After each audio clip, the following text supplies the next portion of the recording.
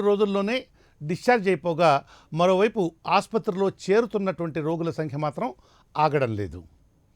వ్యాధి ఏమిటో తెలియకపోవడం, పెద్ద సంఖ్యలో ప్రజలు వ్యాధి బారిన పడటం ఆందోళన కలిగిస్తూ ఉండగా, ఇది అంటువ్యాధి కాదని తేలడంతో జనం కాస్తంత ఊపిరి పీల్చుకుంటున్నారు. బాధితుల నుంచి 2 సార్లు ఇప్పటికే సేకరించినటువంటి రక్త నమూనాలు వారి రక్తంలో సీసం, నికెల్ పరిమితిని మించి ఉన్నట్లు పరీక్షలు నిర్వహించినటువంటి ఢిల్లీలోని అఖిల భారత వైద్య విజ్ఞాన సంస్థ తెలియజేసింది. అయితే అవి ఏ మేరకు ఎక్కువ మోతాదులో ఉన్నాయి అన్న వివరాలు కానీ, ఆ నివేదికలు కానీ అందుబాటులో లేవు. జల కాలుష్యం, ఆహార పదార్థాల కాలుష్యం వల్ల ఈ పరిస్థితి ఉత్పన్నమై ఉండవచ్చునని అనుమానిస్తున్నారు. అయితే ఏలూరులో ఏ ప్రాంతం నుంచి అయితే బాధితులు వచ్చారో ఆ ప్రాంతంతో నీటి సరఫరా దృష్ట్యా ఏమాత్రం సంబంధం లేనటువంటి దెందులూరు, నారాయణపురం, కొవ్వలి, కృష్ణా జిల్లాలోని నూజివీడు, కైకలూరు ప్రాంతాలలో కూడా మూర్ఛల తరహా లక్షణాలతో అనారోగ్య సమస్యలు నమోదు కావడం ఆందోళన కలిగిస్తున్నది.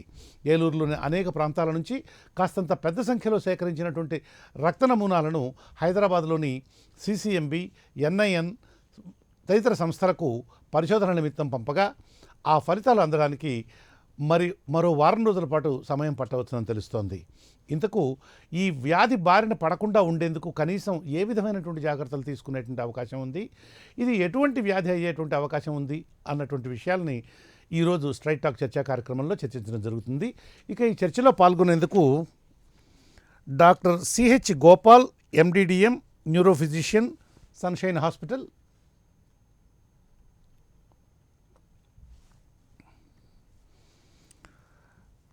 బొలిశెట్టి సత్యనారాయణ, జనసేన ప్రధాన కార్యదర్శి,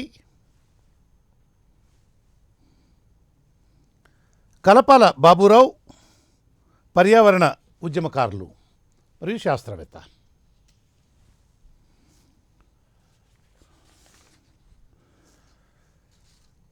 బాబురావు గారు, good evening sir. Good evening. ఇప్పటిదాకా జరిగినటువంటి పరిణామాలు, ఏలూరుకు సంబంధించి ఇప్పటిదాకా జరిగినటువంటి పరిణామాలని ఒక్కసారి మనం సింహావలోకనం చేసుకుంటే, ఈ నెల 5వ తారీఖున మొట్టమొదటిసారిగా ఈ మూర్ఛ, తర్వాత గిడ్డీనెస్, నోట్లో నుంచి నురగ రావడం వంటి లక్షణాలతోటి మొట్టమొదటి కేసు రిపోర్ట్ అయింది ఈ నెల 5వ తేదీన. 24 గంటలు గడిచేటప్పటికే వందల సంఖ్యలో పేషెంట్లు ఇదే విధమైనటువంటి లక్షణాలతోటి ఆసుపత్రికి వచ్చారు. ఓ 10-15 నిమిషాల తర్వాత 6వ తేదీన హాస్పిటల్లో చేరినటువంటి 10-15 నిమిషాల తర్వాత ఒక 45 ఏళ్ల పురుషుడు ఆసుపత్రిలో మరణించాడు. ఆ తర్వాత ఈ లక్షణాలు తగ్గిన తర్వాత కూడా మళ్ళీ తిరగబెడుతున్నట్లుగా కూడా మనకు సమాచారం అందుబాటులో ఉంది. ఇక ఇది వాటర్ పొల్యూషనా, మరి ఏ విధమైనటువంటి వాటి కారణంగా ఇలాంటి పరిస్థితి వచ్చింది అనేటువంటిది రాబోయేటువంటి రోజుల్లో తెలుస్తుంది. మీరు ఒక శాస్త్రవేత్తగా దీన్ని ఎలా అర్థం చేసుకోవాలో దయచేసి కొంచెం ఎక్స్ప్లెయిన్ చేయండి బాబురావు గారు.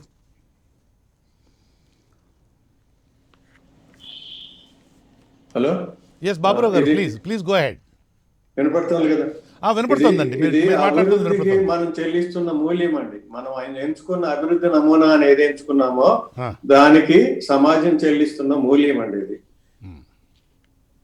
ఆంక్షలు లేని అభివృద్ధి, ఎలాంటి నియమాలు లేని అభివృద్ధి వల్లనే ఇలాంటి జరుగుతుందండి. అడ్డగోలుగా పారబోయటం, అడ్డగోలుగా కాలుష్యం చేయటం. మనకి నీటి చట్టం ఉంది. మొట్టమొదటి ప్రపంచంలో చాలా ముందుగా నీటి పరిరక్షణ చట్టం చేసినది మన దేశమే, ఇందిరాగాంధీ గారి సమయంలో. కానీ ఎక్కడ అమలు అవుతుంది? అది ఒక్క నదిలో నుంచి నీళ్లు కూడా తాగటానికి పనికొచ్చే స్థితిలో లేవు. వాటిని మానిటర్ చేసేటువంటి వ్యవస్థలు లేవు. ప్రజలకి ఈ నీళ్లు సరిగ్గా ఉన్నాయా, తాగటానికి అనువుగా ఉన్నాయా లేదని హెచ్చరించేటువంటి వ్యవస్థలు లేవు. నడిచినంతకాలం నడుస్తుందనే కానీ బాధ్యతారాహిత్యమైనటువంటి అధికార వ్యవస్థలు ఒకటి దానికి ప్రధానమైన కారణం అండి. కాలుష్య నియంత్రణ మండలి, పర్యావరణ మంత్రిత్వ శాఖ వాటి పని అవి చేయటం లేదు. వాటి పని ఎంతసేపు ఏంటంటే కాలుష్యం చేయటానికి అనుమతులు ఇస్తూ పోవటమే. చట్టబద్ధత కల్పించడమే, కాలుష్యానికి చట్టబద్ధత కల్పించడమే కాలుష్య నియంత్రణ మండళ్ళు చేస్తున్న పని. వాళ్ళు ఎక్కడా పర్యావరణ కాలుష్యాన్ని ఆపటం లేదు. అంటే ప్రతి పరిశ్రమకి మీరు ఇంత వచ్చింది ఇంత వెయిట్ పారపోసుకోవచ్చు అని అనుమతిస్తున్నారు. బాబురావు అదంతా కలిపి తడిసి మోపిడి అవుతుంది. బాబురావు గారు, అవన్నీ చివరికి బాబురావు గారు, నీళ్ళలోకే వస్తున్నాయి. ఈ విధమైన పరిస్థితి ఎందుకు వచ్చింది అని, ఈ విధమైన పరిస్థితి ఏమండి, అంటే ఒక కాలుష్య మండలి అనేటువంటిది ఉన్నది, అక్కడ ఎంప్లాయీస్ ఉన్నారు, వాళ్ళ డ్యూటీస్ ఉన్నాయి, వాళ్ళందరూ జీతాలు తీసుకుంటూ ఉన్నారు, మరి వాళ్ళు పనిచేయనటువంటి పరిస్థితి ఎందుకున్నది?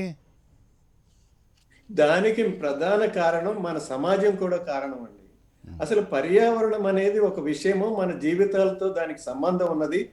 పర్యావరణం సరిగ్గా ఉంటేనే మన ఆర్థిక వ్యవస్థ నడుస్తుంది, మన జీవితాలు కూడా సక్రమంగా ఉంటాయి అనే గుర్తింపు ఈ సమాజంలో లేదు. దానికి ప్రధాన కారణం మన రాజకీయాలండి. ఒక్క రాజకీయ పార్టీకి కూడా పర్యావరణ ప్రణాళిక లేదు. ఊరినే పై కబుర్లు చెప్పటమే కానీ మొన్న ఎన్నికల్లో 2019లో నిర్దిష్టమైన ప్రణాళిక చేసినటువంటి రాజకీయ పార్టీ ఏది లేదు. క్లైమేట్ చేంజ్ అనేది పెనుభూతం, ప్రపంచాన్ని వెనకబడుతున్నటువంటి ప్రమాదం.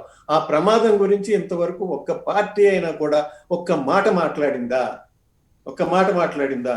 ప్రజాభిప్రాయ సేకరణ మొన్న ఆంధ్రప్రదేశ్లో కోవిడ్ సమయంలో కూడా పరిశ్రమలను ప్రోత్సహించాలని చెప్పి కోవిడ్ సమయంలో కూడా ప్రజాభిప్రాయ సేకరణ తంతు జరిపితే, ఎవరు అటెండ్ కాలేని ప్రజాభిప్రాయ సేకరణ జరిపితే ప్రశ్నించినటువంటి రాజకీయ పార్టీ కానీ సంస్థ కానీ పౌరులు కానీ ఆంధ్రప్రదేశ్లో లేకపోతే మరి ఆ సమాజానికి ఏం భవిష్యత్తు ఉంటుందండి? ఏం వెళ్తుందండి? వ్యక్తులుగా ఆలోచించే సమాజానికి భవిష్యత్తు ఎలా ఉంటుందండి? సామాజికమైన చింతన పోయిన తర్వాత తెలుగు జాతిలో అరే ఈ సమస్యలు అన్ని మనం కలిసి ఉంటేనే మనం అంత బాగుంటాం అనేటువంటి ఆలోచన లేకుండా నాకేది ప్రయోజనకరం అని ఆలోచించేటువంటి దౌర్భాగ్య పరిస్థితి వచ్చినందువల్లనే ఇలాంటివన్నీ జరుగుతున్నాయండి. ఈ కాలుష్యం చేయడానికి ఎవడికాడు అడ్డగోలుగా పురుగు మందులు వాడటం, పారబోయటం, దానికి ఎక్కడ చెక్క లేదు, ఏమీ లేదు, ఎవరిని బాధ్యులు చేయటం అనేది లేదు. కంపెనీలు అడ్డగోలుగా పారబోయటం. మన వరదలు వచ్చినాయి అంటే వరదలు వచ్చినప్పుడు ఇంకా సులువుగా పారబోసేయచ్చు, వరద నీళ్ళలో కలిపేయచ్చు. అట్లా చాలా జరిగినాయి. మొన్న చెప్పారు విజయవాడ దగ్గర కొన్ని పొలాలు ఆ వరద సమయంలో పర్యావరణ పరిరక్షణ రంగంలో నాశనం అయిపోయినాయి. బాబురావు గారు, పర్యావరణ పరిరక్షణ రంగంలో మీరు కృషి చేస్తూ ఉన్నారు కదా, అంటే ఇప్పుడు ప్రజలకు వస్తున్నటువంటి సిమ్టమ్స్ను బట్టి ఇది ఏ రకమైనటువంటి కారణాల వల్ల ఈ పరిస్థితి వచ్చి ఉండొచ్చు అని అనుకునే అవకాశం ఉంది? ప్రధానం అదేనండి, మెయిన్ గా మనిషి ఆధునిక నాగరికత అంటే పారిశ్రామిక విప్లవం వచ్చిన తర్వాత మనం కొన్ని వేల రసాయనాలని మార్కెట్లోకి తెచ్చామండి, వాటి ఉత్పత్తిని తెచ్చామండి. ఒక 75 ఏళ్ల క్రితం అసలు పేరు వినని రసాయనాలన్నీ కూడా ఇవాళ మార్కెట్లో ఉన్నాయండి. 75 ఏళ్ళ నుంచి 1,00,000 వరకు మార్కెట్లో రసాయనాలు ఉంటాయండి. వాటిని ఉత్పత్తి చేసేటప్పుడు ఇంకా రకరకాల శుద్ధి చేయడానికి మార్గం లేదండి. బాబురావు గారు, ఏలూరును స్పెసిఫిక్గా తీసుకొని మాట్లాడదాం. అంటే ఇప్పుడు ఏలూరు ప్రాంతంలో మామిడి పంట చాలా ఎక్కువ ఉంటుంది, ఆక్వాకల్చర్, చేపల పెంపకం, రొయ్యల పెంపకం అనేటువంటి చాలా ఎక్కువగా ఉంటుంది. ప్రస్తుతం మామిడి చెట్లు అనేటువంటివి పూత దశలో ఉన్నాయి కాబట్టి ఈ దశలో క్రిమిసంహారక మందులు బాగా ఎక్కువగా వాడేయటం జరుగుతుంది. అలాగే వరి కూడా బాగా ఎక్కువగా ఉంది. అంటే వ్యవసాయానికి ఉపయోగిస్తున్నటువంటి రసాయనాల వల్ల అంటారా, లేకపోతే ఈ చేపల పెంపకం ఆక్వాకల్చర్లో దానికి అవసరమైనటువంటి మందులు, యాంటీబయాటిక్స్ ఇతరమైనటువంటి వాడడం వల్ల, అంటే ఏ రకమైనటువంటి స్పెసిఫిక్గా ఏలూరులో జరిగినటువంటి ఉత్పాతాన్ని దృష్టిలో పెట్టుకొని ఏమైనా చెప్పగలరా అని? ఏమండి, ఏ విష పదార్థాన్నైనా ఎక్కడ వదిలినా విష పదార్థానికి కాలుష్యం విస్తరణకి ఎల్లలు ఉండవండి. మీకు చిన్న ఉదాహరణ చెబుతానండి, కాలుష్యం ఎలా విస్తరిస్తుంది అంటానికి, దాని ఎట్లా కనపడుతుంది అంటానికి. DDT ఇప్పుడు నీళ్లలో కనపడింది అంటున్నారండి. ఆ DDT గురించి ఒక బ్రహ్మాండమైన ఒక మంచి ఉదాహరణ ఉందండి. రెండో ప్రపంచ యుద్ధం తర్వాత మనం మలేరియాని ఆపటం కోసం అని చెప్పి విరివిగా DDTని వాడామండి. ఆ DDTని వాడినప్పుడు ఇండోనేషియాలో జరిగినటువంటి ఒక ఘటన అనమాట. అది ఎక్కడైనా జరగచ్చు. అక్కడ పూరి గుడిసెలు ఉంటాయి. ఆ పూరి గుడిసెల లోపల DDTని జల్లారు. ఎందుకోసం అంటే దోమల్ని నిరోధించాలని. మన ఇళ్లలో కూడా నేను చిన్నప్పుడు చూశాను, పుష్కరాలప్పుడు వచ్చి అందరి ఇళ్ల లోపల కూడా చల్లిపోయేవాళ్ళు, డిడిటి స్ప్రే చేసి వెళ్ళేవాళ్ళు. వెళ్ళేటువంటి. ఎందుకు వెళ్ళేవాళ్ళు అంటే దోమలు ఇంట్లోనే ఉన్నప్పుడు వాటిని నియంత్రించడానికి బయట కొట్టేవాళ్ళు కాదు. అది జరిగినప్పుడు కొన్ని రోజుల తర్వాత వాళ్ళ కప్పులన్నీ కూలిపోయి ఇళ్ళు కూలిపోయినాయండి. ఎందుకు కూలిపోయింది అనేది ఎవరికి అర్థం కాలేదండి. అది చివరికి విశ్లేషిస్తే ఏం చెప్పిందంటే చివరికి అక్కడ విపరీతంగా ఎలుకలు వచ్చేసేసి ఆ ఎలుకల వల్ల ప్లేగు వ్యాధి వస్తా ఉంటే అప్పుడు బ్రిటిష్ ఆర్మీ ఎయిర్ ఫోర్స్ వాళ్ళు 4,000 పిల్లుల్ని ఎయిర్ ఫోర్స్ లో తీసుకొచ్చి విమానాల్లో తీసుకొచ్చి ఆ ప్రాంతంలో దించి ఎలుకలను నియంత్రించాల్సి వచ్చిందండి. దానికి ఏం జరిగిందంటే ఈ చెద పురుగుల్ని నియంత్రించేటువంటి పురుగులు ఏవైతే ఉంటాయో ఇంటి లోపల ఆ పురుగుల్ని కూడా ఈ పురుగు మందు చంపేసింది. వాటిని నియంత్రించే వ్యవస్థ లేనప్పుడు చెద పురుగులు విపరీతంగా విస్తరించిపోయి మొత్తం ఇంటి కప్పును తినేసినాయి, ఇళ్ళన్నీ కూలిపోయినాయి.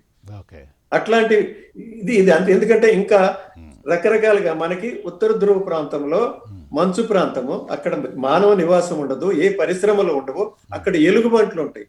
ఆ ఎలుగుబంటి రక్తం లోపల మనం ఎలక్ట్రికల్ ట్రాన్స్ఫార్మర్స్ లో వాడే పిసిబి అనే రసాయనాలు 90 ppbలు ఉన్నాయని చెప్పి కనుక్కున్నారు. అక్కడికి ఎలా వెళ్ళిందండి కాలుష్యం? ఒక్కసారి మీరు ఏ తోట కన్నా వేయండి, ఏ పొలం కన్నా వేయండి, అది చివరికి చేరేది నీళ్ళలోకే చేరుతుంది, అది కొంత గాలిలోకి చేరుతుంది. ఈ నీటిలోకి చేరింది ఎక్కడి నుంచి ఎటు పక్కైనా విస్తరించవచ్చు. మనకి కృష్ణానది నీళ్లు తీసుకుంటే కృష్ణానదిలోకి పైనుంచి అన్ని పొలాల్లోని పోసినటువంటి రసాయనాలు, ఎరువులు, పురుగు మందులు అన్ని కృష్ణానదిలోకే వస్తాయి. కృష్ణానది ఒడ్డున్నటువంటి పట్టణాల్లో ఉన్నటువంటి సూవేజ్ అంతా కూడా కృష్ణానదిలోకే వస్తుంది. హైదరాబాద్ సువేజ్ కూడా కృష్ణానదిలోకే వస్తుంది. కర్నూలు సువేజ్ కూడా కృష్ణానదిలోకే వస్తుంది. అందులో మరి ఎన్ని రసాయనాలు వస్తాయి అనే దాని మీద ఎవడన్నా ఎప్పుడన్నా పరిశీలన చేస్తున్నాడా? ఆ నీటినే కదా మనం తాగుతున్నాం. ఇక్కడ కింద ప్రాంతాలన్నీ కూడా ఆ నీరే తాగుతున్నారు కదా, హైదరాబాద్ కూడా ఆ నీళ్ళే తాగుతుంది కదా. మరి ఈ నీళ్ళల్లో వచ్చిన కాలుష్యాన్ని ఎలా తొలగిస్తారు మీరు? తొలగించడానికి మీకు కాలుష్యం చేయటం చాలా సులువు, కానీ కాలుష్యాన్ని తొలగించడం ఎలాగా? అందులోనూ కూడా చాలా తక్కువ మోతాదులో ఉంటది. ఇప్పుడు మొట్టమొదట ఈ ఏలూరు విషయం బయటకు వచ్చినప్పుడు నీళ్లు పరిశీలించారు, బ్రహ్మాండంగా ఉంది, ఏ లోపం లేదని చెప్పి అనౌన్స్ చేశారు. ఏం పరిశీలన చేశారు? నిజంగా పరిశీలన చేశారా? రొటీన్ టెస్ట్ ఏవో చేసేసి బాగుందన్నారు. అసలు ఏం చూడాలనేది తెలియకుండా. ఓకే బాబురావు గారు, నేను మళ్ళీ మీ దగ్గరికి వస్తాను. డాక్టర్ గోపాల్ గారు, good evening sir. Good evening sir. Good evening, చెప్పండి. మీరు ఒక న్యూరో ఫిజిషియన్ కదా, ఈ ఏలూరులో వస్తున్నటువంటి విచిత్రమైనటువంటి వింత వ్యాధి ఉంది కదా, దాని సిమ్టమ్స్ కూడా మీరు ఆల్రెడీ ఫాలో అవుతూ ఉండుంటారు, ఎందుకంటే మీరు అదే లైన్లో డాక్టర్ గారు కాబట్టి. సో ఈ జబ్బుని ఎలా, అంటే ఏ కారణంగా ఇది వచ్చిందని అనుకోవాలి, ఇంకా ఇది ఎంతటి ఉపద్రవాన్ని తీసుకొచ్చేటువంటి ప్రమాదం ఉంది? మొదటి రోజు ఈ సిమ్టమ్స్ కనపడినప్పుడు ఇనిషియల్ గా ఒక 10 మంది, 20 మంది, 30 మంది వచ్చినప్పుడు ఇప్పుడు బాబురావు సార్ చెప్పినట్టుగా ఇనిషియల్ గా బ్లడ్ లెవెల్స్ అంతా బాగానే ఉన్నాయి, వాటర్ బాగానే ఉంది అన్నారు కదా. ఆ టైంలో మనము కొంచెము అర్లీ కన్క్లూజన్కి వచ్చారనమాట కొంతమంది. ఇదేదో కొంచెము బిహేవియరల్ చేంజ్, లేదంటే మానసిక ప్రాబ్లము, మాస్ హిస్టీరియా అంటూ కొంతమంది కామెంట్ చేశారు కూడా. కానీ ఈ ప్రాబ్లం చూస్తూ ఉంటే ఇంతమందికి hundreds of people affecting and ఈ ప్రాబ్లం ఇంకా కంటిన్యూ అవుతుందంటే ఐ థింక్ తప్పకుండా ఏదో ఒక ప్రాబ్లమ్, అంటే సమ్ టాక్సిన్ ఏదో ఎఫెక్ట్ చేస్తున్నట్టుగా అర్థం చేసుకోవాలి. ప్రాబబుల్ ఇప్పుడు మనం రెండు కెమికల్స్ మనకు పాజిటివ్ అన్నారు ఇప్పుడు వచ్చిన రిపోర్ట్స్ లో. ఒకటి లెడ్ ఎక్కువ అని ఎయిమ్స్ చెప్పారు, రెండోది మెర్క్యూరీ లెవెల్స్ కూడా ఎక్కువ ఉన్నాయన్నారు. కానీ ఈ రెండిటికి కాజల్ అసోసియేషన్ అంటాం, అంటే దీని వల్లనే ఈ ప్రాబ్లం వచ్చిందని చెప్పడానికి ఎక్కువ పాళ్ళు లెడ్ వల్ల వచ్చి ఉండే అవకాశం కనిపిస్తుందండి. ఎందుకంటే ఫిట్స్, అందరూ కూడా ఫిట్స్ లాగా ప్రవర్తించారు. పేషెంట్స్ వచ్చిన వాళ్ళు కాళ్ళు చేతులు కొట్టుకోవడము, అంటే కొంచెము అబ్నార్మల్ గా సైకియాట్రిస్ట్ బిహేవియర్ లాగా చేస్తున్నారు. దీన్ని బట్టి ఫిట్సే రావాలనిసిన అవసరం, మూర్ఛలాగా ప్రవర్తిస్తున్నారు. కానీ కరెక్ట్ గా అది మూర్ఛ కాదండి. మూర్ఛ రావడం అనేది మూర్ఛ ఎలా లక్షణాలు క్యారెక్టరిస్టిక్ గా, అంటే మూర్ఛ లక్షణాలు ఎలా ఉండాలో అలా పర్ఫెక్ట్ గా లేవండి. సో కాకపోతే వాళ్ళు చేతులు కాళ్ళు విదిలించుకుంటూ కొంచెం స్ట్రెస్ ఫీల్ అవుతున్నారు పేషెంట్స్, మానసికంగా ఫీల్ అవుతున్నారు. తప్పకుండా ఆ మానసికంగా వాళ్ళు ఏం ఫీల్ అవుతున్నారని చెప్పలేకపోతున్నారు. మేబీ వాళ్ళకి మజిల్ క్రాంప్స్ వస్తుండొచ్చు, లేదంటే బ్రెయిన్ లో ఏదైనా హెడేక్ వస్తుండొచ్చు. దాంతోపాటు ఈ ఈ స్ట్రెస్ ని వాళ్ళు అక్యూట్ స్ట్రెస్ ని ఆ రూపంలో వాళ్ళు మనకి బయటకి చెప్తూ ఉండొచ్చు. కొంచెం మజిల్ క్రాంప్స్ మోస్ట్లీ ఉండొచ్చు. దీన్ని బట్టి చూస్తుంటే తప్పకుండా ఇది ఏదో ఒక టాక్సిన్ ఎఫెక్ట్ అయితే ఉండుండొచ్చు అని నేను అనుకుంటున్నానండి.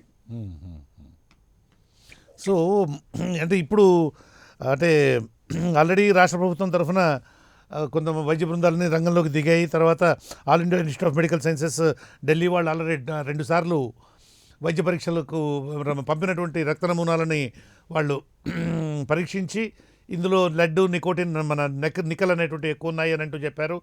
తర్వాత ఇంకా అనేకమైనటువంటి NIN, CCMB, IICT ఇలా చాలా సంస్థలు కూడా రంగంలోకి దిగాయి. ఈవెన్ UNO తరఫు నుంచి కూడా, వరల్డ్ హెల్త్ ఆర్గనైజేషన్ తరఫు నుంచి కూడా సైంటిస్టులు దీనికి సంబంధించినటువంటి పరిశోధనలు చేపట్టారు.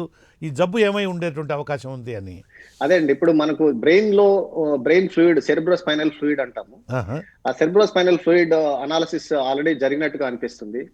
ఆల్మోస్ట్ 70% ఆఫ్ ద పీపుల్ వాళ్ళు ఫ్లూయిడ్ తీసి అనాలిసిస్ చేస్తే దాంట్లో ఇన్ఫెక్షన్ అయితే లేదు అని నేను ఇప్పుడే వేరే ఎయిమ్స్ డాక్టర్ గారు చెప్పడం విన్నాను.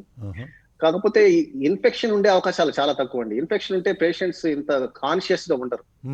సో అది మెదడువాపు వ్యాధి అంటాము. మెదడువాపు వ్యాధి అవకాశాలు చాలా వరకు తక్కువ. పేషెంట్ కోమాలోకి వెళ్తూ ఉంటారు. సో ఒక పేషెంట్ చనిపోయారు అంటే ఆ పేషెంట్ కి అసోసియేటెడ్ గా వేరే ప్రాబ్లమ్స్ కూడా ఉండి దీనితో యాడ్ అయ్యి ఆయన చనిపోయి ఉండొచ్చు కూడా. ఇంకొకటి కూడా 10-15 నిమిషాల్లో పేషెంట్స్ రికవర్ అవుతున్నారు, నార్మల్ అయిపోతున్నారు. అదే సో అంటే అక్యూట్ టాక్సిన్ అన్నమాట. అంటే ఈ మధ్యలో ఈ 4 రోజుల్లో వాళ్ళు ఎక్స్పోజ్ అయినట్టుగానే నేను అర్థం చేసుకోవాలి. ఎందుకంటే ఎపిడమిక్ లాగా అందరూ ఒకేసారి రావడం అంటే ఇది తప్పకుండా ఏదో కామన్ సోర్స్ అనేది ఉండొచ్చు. ఆ కామన్ సోర్స్ ని మనం ఐడెంటిఫై చేయాల్సి ఉంటుంది. మీరు అన్నట్టు అందరూ చాలా ఆర్గనైజేషన్స్ ఇన్వాల్వ్ అయినాయి, అందరూ కూడా ప్రాబ్లీ కన్క్లూజన్ కి వస్తారు. బట్ మోస్ట్లీ నేనేమనుకుంటున్నా అంటే ఇది తప్పకుండా కొంచెము it is not that dangerous. But పర్యావరణ పరంగా చూస్తే మీరు పెద్దవాళ్ళు చెప్పినట్టుగా అది మనము ఎంతవరకు వెళ్తున్నామో మీకు అర్థమవుతుంది. ఈ పర్యావరణం మనము సరిగా చూసుకోకపోయినందువల్ల, ఎన్విరాన్మెంట్ కరెక్ట్ గా లేనందువల్ల ఇవన్నీ వస్తున్నాయి. సో మోస్ట్లీ ఇది అక్యూట్ టాక్సిసిటీ కిందనే చూస్తాము. టాక్సిన్స్. ఇది ఇంకొక విషయం, ఇది కంటేజియస్ అంటే ఒకళ్ళ నుంచి ఒకళ్ళకి అంటువ్యాధిలాగా వ్యాపించేటువంటి అవకాశాలు కూడా తక్కువగా ఉన్నాయని ఇప్పటి వరకు నిర్ధారణ అవుతూ వచ్చింది. ఇది అలాంటి ప్రమాదం ఏమైనా ఉందా? లేదండి, అలాంటి అవకాశాలు ఏం లేవు. కాకపోతే ఇప్పుడు మన ఇనిషియల్ గా ఫస్ట్ నిన్న 3 రోజుల క్రితం కొంతమంది చెప్పినట్టుగా ఒకరిని చూసి ఒకరు ఆ వ్యాధిని మిమిక్ చేస్తున్నారు, అంటే ఆ వ్యాధి లాగా ప్రవర్తిస్తున్నారు అని చెప్పడం జరిగింది. కొంతవరకు ఉండొచ్చండి. ఒక ఇంట్లో ఒక బ్రదరో సిస్టరో అలా పడిపోతే వాళ్ళ కళ్ళ ముందరే వాళ్ళు కూడా అలా నాకు కూడా ఉండొచ్చు అని చిన్న సింప్టమ్ వచ్చినా కూడా పెద్దగా తీసుకుని పడిపోవడానికి ప్రయత్నించడం కొంచెం అసోసియేషన్ ఉండొచ్చు. కానీ అందరినీ ఇది మానసికంగా ప్రవర్తిస్తున్నారని చెప్పడానికి ఛాన్సే లేదండి. తప్పకుండా ఇది బ్రెయిన్ ఎఫెక్ట్ చేస్తుంది. ఇది తప్పకుండా బ్రెయిన్ ఎఫెక్ట్ అవుతున్నట్టుగా అర్థం చేసుకుంటాం. ఓకే, తర్వాత థ్యాంక్ యూ సార్. నేను I get back to you again. మళ్ళీ వస్తాను మీ దగ్గరికి. సత్యనారాయణ గారు నమస్కారం అండి. సార్, పరిస్థితిని అంతా కూడా గమనించారు. ఇప్పుడు ఇది వాటర్ ద్వారా వచ్చుండే అవకాశాలు ఉన్నాయి అనేటువంటి, వాటర్ కానీ లేదా ఆహార పదార్థాల ద్వారా కానీ ఇలాగా వచ్చుండేటువంటి అవకాశం ఉన్నది అనేటువంటిది ఇప్పటిదాకా ఈ రంగంలో నిపుణులైనటువంటి వాళ్ళందరూ భావిస్తూ ఉన్నటువంటిది. కానీ వాటర్కి సంబంధించిన కనుక గమనించినట్లయితే ఏలూరుకు వాటర్ సప్లై చేసేటువంటి సిస్టమ్స్ తోటి సంబంధం లేకుండా ఏమాత్రం పశ్చిమ గోదావరి జిల్లాలోని ఇతర ప్రాంతాలైనటువంటి దెందులూరు, నారాయణపురం, కొవ్విలి ప్లస్ కృష్ణా జిల్లాలోని నూజివీడు, ఇటువంటి ప్రాంతాల్లో కైకలూరు, ఇటువంటి ప్రాంతాలలో కూడా ఈ డిసీజ్ మెల్లగా పాకుతున్నట్లుగా మనకు సమాచారం అందుతూ ఉన్నది. సో ఇది అంటే దీన్ని అర్జెంటుగా కంటైన్ చేయవలసినటువంటి, అంటే దీని అసలు అర్థమే కావడం లేదు కాబట్టి దాని ఇంటెన్సిటీ అనేటువంటిది చాలా ప్రమాదకరంగా అనిపిస్తోంది కదా. దీని మీద అంటే మీరు ఈ రంగంలో బాగా కృషి చేస్తూ ఉన్నటువంటి వాళ్ళు ఎలా ఎలా ఎలా ఎలా అర్థం చేసుకోవాలి దీన్ని మనం? నమస్తే అండి, మీకు కల్పాల బాబురావు గారికి అలాగే మా డాక్టర్ గారికి. ఎందుకంటే బాబురావు గారు రిలెంట్లెస్గా ఆయన ఈ పర్యావరణం గురించి ఎక్కడ దేశంలో ప్రమాదం జరిగినా ఎక్కడో ఏదో ఒక రకంగా సాయం చేయాలని కృషి చేస్తుంటారు ఆయన. I'm very happy to see him and your TV. ఇంకోటి ఏమంటే సార్, ఇప్పుడు గాలి, నీరు, భూమి అంటే మన పంచభూతాలనే వేటిని అయితే పూజిస్తున్నామో, ఒక్క అగ్గి మనకు దొరకలేదు, పూర్తిగా స్పేస్ దొరకలేదు కాబట్టి ఆ ఆకాశాన్ని కొద్దిగా అగ్నిని తగ్గించాం. కానీ మిగతా మూడింటిని పంచభూతాల్లో 3 భూతాలని నాశనం చేసేసామండి. పంచభూతాలు అంటే అవేవో ప్రమాదకరమైనవి కాదు, మనం బతకడానికి కారణమైన మూడింటిని మనం నాశనం చేసుకున్నాం. ఈ వాటర్ కంటామినేషన్ అనేది ఇప్పుడు కొత్తగా ప్రారంభమైంది కాదండి. ఎప్పుడైతే ఇండస్ట్రియల్ డెవలప్మెంట్ స్టార్ట్ అయిందో ఒక 350 సంవత్సరాల క్రితం, దాదాపు అప్పటి నుంచి మొదలయ్యి ఒక 200 సంవత్సరాల క్రితం వాటర్ మాఫియా ఒకటి స్టార్ట్ అయింది. అంటే మీ నగరంలో కానీ మీ దేశంలో కానీ నీళ్లు పాడైపోయి బాటిల్ వాటర్ తాగితే వాళ్ళు బాగుపడతారు. కాబట్టి మీ వాటర్ సోర్సెస్ పక్కన ఇండస్ట్రీస్ పెట్టడానికి పర్మిషన్ ఇస్తారు. మీ వాటర్ ఆ డబ్బులు ఇన్వెస్ట్ చేస్తారు. ఆ తర్వాత ఫారిన్ ఇన్వెస్ట్మెంట్ వస్తుందని మనం ఆనందిస్తాం. ఆ తర్వాత ఏమైందంటే మన నదిలో మంచినీళ్ళు తీసుకొని మన నదిలో కాలుష్యమైన నీటిని వదులుతూ ఉంటారు. ఇది జరుగుతుంది. ఇప్పుడు ఆర్థికంగా అభివృద్ధి చెందిన దేశాలన్నీ కూడా బల్క్ డ్రగ్ మ్యానుఫ్యాక్చరింగ్కి, లేకపోతే ఎక్వాకల్చర్కి, ఇవన్నిటికీ కూడా మా పేద దేశాలు వాడుకుంటున్నాయి. మనం కూడా చాలా ఆనందంగా నష్టపోవడానికి సిద్ధపడుతున్నాం. అయితే ఇంకొకటి, అమెరికా లాంటి దేశంలో సార్, కొద్దిగా 2 నిమిషాలు నాకు టైం ఇవ్వాలి. అమెరికా లాంటి దేశంలో ఏం జరిగిందంటే 1920లో, అది అమెరికా అంటే ఆటోమొబైల్ రంగంలో బాగా అభివృద్ధి చెందిన దేశం కదా. 1920లో వాళ్ళకున్న ఒకే ఒక సమస్య ఏంటంటే పెట్రోల్ ఇంజిన్కి నాకింగ్ సౌండ్ వస్తుండేది. ఈ నాకింగ్ సౌండ్ తగ్గడానికి ఏం చేయాలి అంటే ఒక సైంటిస్ట్ కష్టపడి ఒక కాంపౌండ్ కనుక్కున్నారు. ఆ కాంపౌండ్ కానీ పెట్రోలియంలో యూజ్ చేస్తే ఆ నాకింగ్ సౌండ్ తగ్గిపోయింది. ఆ తర్వాత ఆయనకి నోబెల్ ప్రైజ్ ఇచ్చారు, చాలా బ్రహ్మాండమైన రెవల్యూషన్ తీసుకొచ్చారని. ఒక 40 ఏళ్ళ తర్వాత చాలామందికి లంగ్ క్యాన్సర్ వస్తుంది, లంగ్ జబ్బు వస్తుంది. ఎందుకు వస్తుందని అమెరికాలో టెస్ట్ చేస్తే అందరి లంగ్స్లోని ఈ సీసమే కనబడింది, ఇదే లెడ్ కనబడితే ఎంతమంది లంగ్స్లోని సీసం ఎలాగొచ్చింది అని చెప్పి టెస్ట్ చేసి చూస్తే వీళ్ళు అంటే ఎయిర్లోంచి వచ్చింది. ఇంత ఎయిర్లోకి సీసం ఎలాగొచ్చింది, లెడ్ ఎలాగొచ్చిందని చూస్తే ఏటా 2 లక్షల టన్నులు లెడ్ పెట్రోలియంలో కలుపుతున్నారు వాళ్ళు. అది ఎయిర్లోకి వస్తుంది. ఆ ఎయిర్లోంచి ఇన్హేల్ చేసి లంగ్స్లోకి వెళ్ళి లంగ్స్లో సెటిల్ అయింది. అప్పుడు ఇది చాలా ప్రమాదకరం, దీన్ని ఆపేయాలని చెప్పి చార్నాలు కష్టపడిన తర్వాత ఫైనల్గా 1987లో కంప్లీట్గా లెడ్ని బ్యాన్ చేయడం జరిగిందండి. అప్పటికి 68 మిలియన్ 6,80,00,000 మంది పిల్లల గొండుల్లో ఈ సీసం వెళ్ళిపోయిందని చెప్పి కనుక్కున్నారు. సో మనకి ఎంత ప్రమాదకరమైన పరిస్థితి అంటే ఈ టెక్నాలజికల్ అడ్వాన్స్మెంట్ మనం ఏం చేస్తున్నాం, మన పరిశ్రమలు. ఇప్పుడు మీరు ఇందాక వాటర్ క్వాలిటీకి మన దేశంలో ఒక ఆర్గనైజేషన్ ఉంది, ఒక మెథడాలజీ ఉంది. ప్రతి 3 నెలలకి వాటర్ క్వాలిటీని టెస్ట్ చేయాలి. వాటర్ క్వాలిటీని టెస్ట్ చేయడానికి వెస్ట్ గోదావరిలో కూడా ఒక వ్యవస్థ ఉంది, ఈస్ట్ గోదావరిలో ఒక వ్యవస్థ ఉంది. మన ప్రతి 13 జిల్లాల్లో, మనకి ఆంధ్రప్రదేశ్లో 772 టెస్టింగ్ ల్యాబొరేటరీస్ ఉన్నాయని ఆన్ పేపర్ ఉన్నాయి. కానీ వాళ్ళ డ్యూటీ చేస్తున్నారా? చేస్తే ఇంత పొల్యూషన్ గ్రౌండ్ లెవెల్లో ఎలాగెళ్తుంది, వాటర్లోకి ఎలాగెళ్తుంది? ఈ విశాఖపట్నంలో ఫార్మాసిటీ చుట్టుపక్కల గ్రామాల్లో వాటర్ కంటామినేషన్ లెవెల్ చూస్తే ఇప్పుడు ఏలూరు కంటే 100 రెట్లు ఎక్కువ ఉంది. ఇక్కడ ఆడవాళ్ళకి మెన్సెస్ అవ్వదు, మగవాళ్ళకి పొటెన్షియాలిటీ ఉండదు, పిల్లలు పుట్టరు. ఇటువంటి బాధల్లో ఆల్రెడీ పడుతున్నారు. ఇక్కడ ఎవరు పట్టించుకోవడం లేదు. ఏమంటే పొల్యూషన్ కంట్రోల్ బోర్డు పడుకుంటుంది, వాళ్ళు చేయడంలా. ఇప్పుడు ఇక్కడ ఏలూరు విషయానికి వస్తే water contamination is the main source అండి. వాటర్ కంటామినేషన్ నుంచి ఎక్కడెక్కడ వస్తుందంటే వాటర్ వల్ల పండించే పంటల నుంచి వస్తుంది, ఆ వాటర్ తాగిన పాడి నుంచి వస్తుంది, డైరెక్ట్గా వాటర్ కన్సంప్షన్ నుంచి వస్తుంది, ఆ వాటర్తో తయారైన వస్తువుల నుంచి వస్తుంది. ఇన్ని రకాలుగా వస్తుంది. నెక్స్ట్ ఎక్వాకల్చర్లో కూడా పెస్టిసైడ్స్ విపరీతంగా వాడుతున్నారు.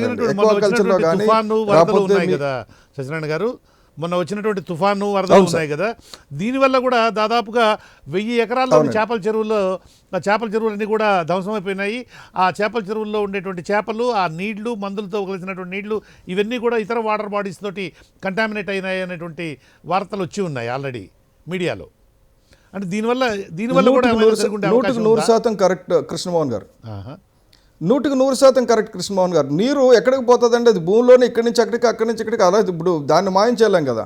మీకు ఎయిర్లో వెళ్ళిన పొల్యూషన్ ప్రతిదీ సార్, ఇప్పుడు 2 లక్షల టన్నులు లెడ్ని పెట్రోల్లో కలిపి ఇదివరకు పంపించినప్పుడు, అలాగే మన ఇండస్ట్రీస్ కూడా ఎంత పొల్యూషన్ మనకి లెడ్ని కానీ మిగతా టాక్సిన్స్ని కానీ పైకి గాల్లోకి కానీ లేకపోతే భూమిలోకి కానీ వదులుతున్నాయి అన్నది ఎక్కడా లెక్కలేదు. ఇందాక బాబురావు గారు చెప్పినట్టు మన పొల్యూషన్ కంట్రోల్ బోర్డు ఏం చేస్తుందంటే పొల్యూషన్ మేకింగ్ ఇండస్ట్రీస్కి లైసెన్స్ ఇస్తుంది. లైసెన్స్ టు కిల్ అని ఇదివరకు జేమ్స్ బాండ్కి ఇచ్చేవారు, ఇప్పుడు మన మోడర్న్ ఇండస్ట్రీస్కి అన్నిటికీ లైసెన్స్ టు కిల్ ఇస్తుంది. ఇది మనం ఏమంటే సమాజం సార్. ఇంకొకటి మీ ద్వారా నేను మాటికి చెప్తుంటా రాజ్యాంగం ఏం చెప్తుందంటే 48A1 51AG1 ఈ 2 ఆర్టికల్స్లో ఏం చెప్తుందంటే ప్రతి పౌరుడికి కూడా పర్యావరణాన్ని పరిరక్షించే బాధ్యత, మన అడవులను పరిరక్షించే బాధ్యత, పర్యావరణాన్ని పరిరక్షించడం కాదు పర్యావరణాన్ని పెంపొందించే బాధ్యత, అలాగే జంతువుల్ని కాపాడే బాధ్యత, వైల్డ్ లైఫ్ ప్రొటెక్షన్ కూడా మన బాధ్యత అన్నారు. ఎందుకు వైల్డ్ లైఫ్ ప్రొటెక్షన్ మన బాధ్యత అన్నారంటే వైల్డ్ లైఫ్ అంటే అది ఎక్కడ నీరు ఉంటే అది తాగుతాయి. ఆ గుంటల్లో నీళ్ళు తాగి చచ్చిపోయినాయి అనుకోండి, అప్పుడు మనకు అర్థమవుతుంది అంటే కాలుష్యం అయిపోయిందని. ఇప్పుడు విశాఖపట్నంలో కానీ రాకపోతే ఇలా ఇండస్ట్రియల్ డెవలప్డ్ ప్లేసెస్ అన్నిట్లో అండి మనం బతుకుతున్నది అంచుని బతుకుతున్నాం, ప్రమాదపు అంచుని బురదలో పందుల్లాగా బతుకుతున్నాం. ఇందుకు కారణం ఏంటంటే 4 రకాల పొల్యూషన్స్ ఉంటాయి సార్. ఇప్పుడు మనకి నీటి నుంచి వచ్చేది ఏంటంటే డొమెస్టిక్ పొల్యూషన్, మన ఇంట్లోంచి వచ్చిన చెత్త చెదారం షుగర్ ఇదంతా. రెండోది అగ్రికల్చర్ పొల్యూషన్, మూడోది ఇండస్ట్రియల్ పొల్యూషన్, నాలుగోది జియోజెనిక్ పొల్యూషన్ అంటారు. అంటే భూమిలో సహజంగా ఫ్లోరైడ్ కానీ ఆర్సెనిక్ కానీ లెడ్ ఐరన్ కానీ కంటెంట్స్ ఎక్కువ ఉంటే సెలానిటీ ఎక్కువ ఉంటే అక్కడి నుంచి వచ్చేవి. వీటన్నిటిని భూగర్భ జలాల్ని టెస్ట్ చేస్తూ కాన్స్టెంట్గా టెస్ట్ చేస్తూ ప్రజలకు మంచినీటిని అందించే వ్యవస్థ ఎందుకు నిర్వీర్యం అయిపోతుందంటే ఈ మినరల్ వాటర్ బాటిల్స్ అమ్మడానికి, ఈ బిస్లరీలు ఇవి అవి వీళ్ళు అమ్ముకోవడానికి వాళ్ళకి విపరీతమైన, ఎందుకంటే అది మాఫియా, అది వాటర్ ఈజ్ మాఫియా. మరి అనుకున్నది చాలా మందికి తెలియదు ఏంటంటే మైనింగ్ మాఫియా అని చూస్తాం, శాండ్ మాఫియా అని చూస్తాం. ఇంటర్నేషనల్గా ఉన్నది నేను ఎందుకంటే వాటర్ ఏరియాలో వాటర్ కమ్యూనిటీలో ప్రపంచం అంతా తిరుగుతున్నాను కాబట్టి నాకు తెలిసిందంటే water is the biggest mafia. So ఆ మాఫియా నుంచి తప్పించుకొని మనం ఏం చేయాలంటే సమాజం ప్రాబ్లం ఏమో ప్రపంచం సంబంధించిన ప్రాబ్లం అండి, సొల్యూషన్ ఏమో లోకల్. మీ చుట్టుపక్కల ఉన్న పరిసర ప్రాంతాలని పాడవకుండా మనం కాపాడుకుంటూ పోతే ప్రపంచం అంతా బాగుపడుతుంది. అది మనం చాలా సీరియస్గా చూడాలి. ఇంకొకటి ఏమంటే డిస్పోజల్ ఆఫ్ బ్యాటరీస్ అండి. ఈ కార్ బ్యాటరీస్ కానీ ఈ బ్యాటరీస్ అన్నిట్లో కూడా లెడ్ చాలా ఎక్కువ వాడతారు. నెక్స్ట్ మన పైపులు వెల్డ్ చేసేటప్పుడు ఈ రోజు కూడా మన విదేశాల్లో లెడ్ బ్యాన్ చేశారు, కానీ ఇప్పటికే నేను చూస్తున్నాను మన పైప్ వెల్డింగ్కి లెడ్ వాడుతున్నాం ఇక్కడ పైపులు ఫిక్స్ చేసినప్పుడు. కాబట్టి నేను చెప్పేది ఏమంటే మనం ప్రస్తుతానికి పర్యావరణాన్ని పరిరక్షించుకునే అభివృద్ధి కావాలి, కానీ పర్యావరణాన్ని పాడు చేసే అభివృద్ధి కాదు. అది మన తరాన్ని ఫ్యూచర్ తరాన్ని నాశనం చేస్తుంది. ఇది కరెక్ట్గా వాటర్ కంటామినేషన్ ద్వారా వచ్చింది మాత్రమే. ఎప్పుడు అది నిజాలు రానియండి. ఇవాళ నేను చెప్తున్నాను ఒక స్టేట్మెంట్ లాగా, మీకు తర్వాత తెలుస్తుంది. ఇక్కడికి మా డాక్టర్ల బృందం వెళ్ళిందండి. ఇక్కడ ఏలూరు విషయంకి వస్తే పవన్ కళ్యాణ్ గారు ఒక 3 డాక్టర్ల బృందాన్ని, డాక్టర్ హరిప్రసాద్ గారిని, డాక్టర్ బొడ్డేపల్లి రఘు గారిని, వెంకటరమణ గారిని పంపించారు. వాళ్ళు ఒక రోజంతా ఉండి చూస్తే అక్కడ హాస్పిటల్లో ఇప్పటికి కూడా ఏలూరులో ఐసీయూ సెటప్ చేయాల. ఒక 50 పడకల ఐసీయూ సెటప్ చేయడానికి 24 అవర్స్ కూడా అక్కర్లేదండి. ఇప్పటికి 5 రోజులు అయింది అక్కడ ఐసీయూ లేదు. రెండోది ఏంటంటే పేషెంట్లని తరలిస్తున్నారు ఎక్కడికి, విజయవాడకి కానీ నియరెస్ట్ హాస్పిటల్స్కి. అక్కడ ఏలూరులోనే ఒక న్యూరో ఫిజిషియన్ లేరండి. అడిగితే న్యూరో సర్జన్ ఉన్నారు. న్యూరో సర్జన్ అడిగితే ఫిజిషియన్ ఎందుకు లేరంటే లేరు. అక్కడ ఏంటంటే ఇప్పుడు చీఫ్ మినిస్టర్ వచ్చి పనులు ఇచ్చి వెళ్ళిపోతారు, ఇంకొకరు వచ్చి కాయలు ఇచ్చి వెళ్ళిపోతారు, ఫోటోలు దిగి వెళ్ళిపోతారు. కానీ ఈ సిమ్టమ్స్ అన్ని ప్రజలకు వస్తున్నటువంటి బాధితుల సిమ్టమ్స్ లక్షణాలన్నీ కనుక చూస్తున్నట్లయితే వాటన్నిటికీ పరిష్కార మార్గం చూపించి వాటన్నిటిని ట్రీట్ చేయగలిగినటువంటి స్పెషలిస్ట్ న్యూరో ఫిజిషియన్ అవుతారు, న్యూరో సర్జన్ కన్నా కూడా. సర్జన్ అంటే ఆయన బేసిక్గా సర్జరీ కేవలం న్యూరో ఫిజిషియన్ అండి, కేవలం న్యూరో ఫిజిషియనే కావాలి. న్యూరో ఫిజిషియన్ అక్కడ లేరు 5 రోజుల్లో కూడా. ప్రాబ్లం ఏంటంటే న్యూరో ఫిజిషియన్ అక్కడ లేరు కాబట్టి విజయవాడకు పంపిస్తున్నారు. నేను చెప్పేది ఏమంటే మొదటి రోజే హెల్త్ ఎమర్జెన్సీలా చూసుకొని 60 డజన్ మంది న్యూరో ఫిజిషియన్స్ అక్కడి నుంచి మొబిలైజ్ చేసి అక్కడ పెట్టి న్యూరో ఫిజిషియన్ అందుబాటులో చేసి 24 అవర్స్లో ఎమర్జెన్సీగా కానీ ఒక ఐసీయూ పెట్టుంటే ఈ పిల్లల్ని చిన్న పిల్లల్ని ట్రాన్స్పోర్ట్ చేసి పీడియాట్రిక్ ఐసీయూ పెట్టుంటే చిన్న పిల్లలకి ఇబ్బంది తగ్గి ఉండేది. నేను చెప్పేది ఏమంటే ఇంకొకటి ఏమంటే చాలా మందికి ఏంటంటే చాలా బాగుపడిపోతున్నారు, డిశ్చార్జ్ అయిపోతున్నారు. సార్ ఒక్క నిమిషం, బాగుపడిపోతున్నారు డిశ్చార్జ్ అయిపోతున్నారు అంటున్నారు, కానీ బాగుపడడం డిశ్చార్జ్ కాదండి. ఇందా కలపల బాబురావు గారు చెప్తున్నారు ఆ విషయం. ఇది ఎక్స్ట్రీమ్ సిమ్టమ్, ఇదేంటి హిఫిట్స్ అనేది అంటే బాడీలో పూర్తిగా వెళ్ళిపోయింది. టాలరెన్స్ లెవెల్ దాటిన తర్వాత ఒక ఇండికేషన్ వచ్చింది, ఇండికేషన్ వచ్చి ఆగుతుంది, but the disorder in the body will be there. అది ఏంటంటే బాగా అయిపోయినట్టు మనం రికవర్ అయిపోయినట్టు కాదు, ఇది అంటువ్యాధి మాత్రం కాదు, అది క్లియర్. కానీ నీరు మాత్రం ఆ నీరు తాగిన వాళ్ళందరికీ వస్తుంది. ఈ నీరు రాష్ట్రంలో అన్ని దిక్కులా పాడైంది, ఒక్క ఏలూరులో కాదండి. ఎందుకంటే ఏలూరులో వచ్చింది, అక్కడ ఎందుకు వచ్చింది, దెందులూరులో ఎందుకు వచ్చింది అంటారు. విశాఖపట్నంలో ఉంది, మీకు ఎవరు పట్టించుకోవడం లేదు. మీకు విశాఖపట్నం ఫార్మాసిటీ పక్క గ్రామాలకు వెళ్ళి చూడండి, మీ ప్రైమ్ 9 పంపించండి, మీకు తెలుస్తుంది. ఆ పక్క గ్రామాలు అన్నిట్లో, ఎందుకంటే ఇండస్ట్రియల్ పొల్యూషన్ ఏం చేస్తున్నారు, వాళ్ళు ట్రీట్ చేయకుండా డైరెక్ట్గా కాలువల్లోకి వదిలేస్తున్నారు, డైరెక్ట్గా పక్కన ఉన్న ట్యాంకుల్లోకి వాటర్ బాడీస్లోకి వదిలేశారు. వాళ్ళకి ఏంటంటే కంప్లీట్గా ప్యూరిఫై చేసి ఒక పాండ్లో వేసి ఒక 24 గంటల ఆ పాండ్లో చేపలు బతుకుంటే అప్పుడు 1 కిలోమీటర్ లోపల సముద్రంలో వదలమని ఉంది వాళ్ళకి ఆర్డర్, పైప్ వేసి. అటువంటిది వీళ్ళు ఏమీ ట్రీట్ చేయకుండా డైరెక్ట్గా వదిలేస్తున్నారు సముద్రంలో కానీ రోడ్డు మీద కానీ. కారణం ఏంటంటే మన పొల్యూషన్ కంట్రోల్ కూడా పడుకుని ఉంటుంది, ఎవరు టెస్ట్ చేయరు, అక్కడికి ఎవరిని వెళ్ళనివ్వరు, మిమ్మల్ని నన్ను కూడా వెళ్ళనివ్వరు లోపలికి. అంటే ఈ సంస్థలు పవర్ఫుల్ పీపుల్ చేతుల్లో ఉంటాయి కాబట్టి ప్రభుత్వాలు కూడా వాళ్ళకు జనరల్గా ఉంది.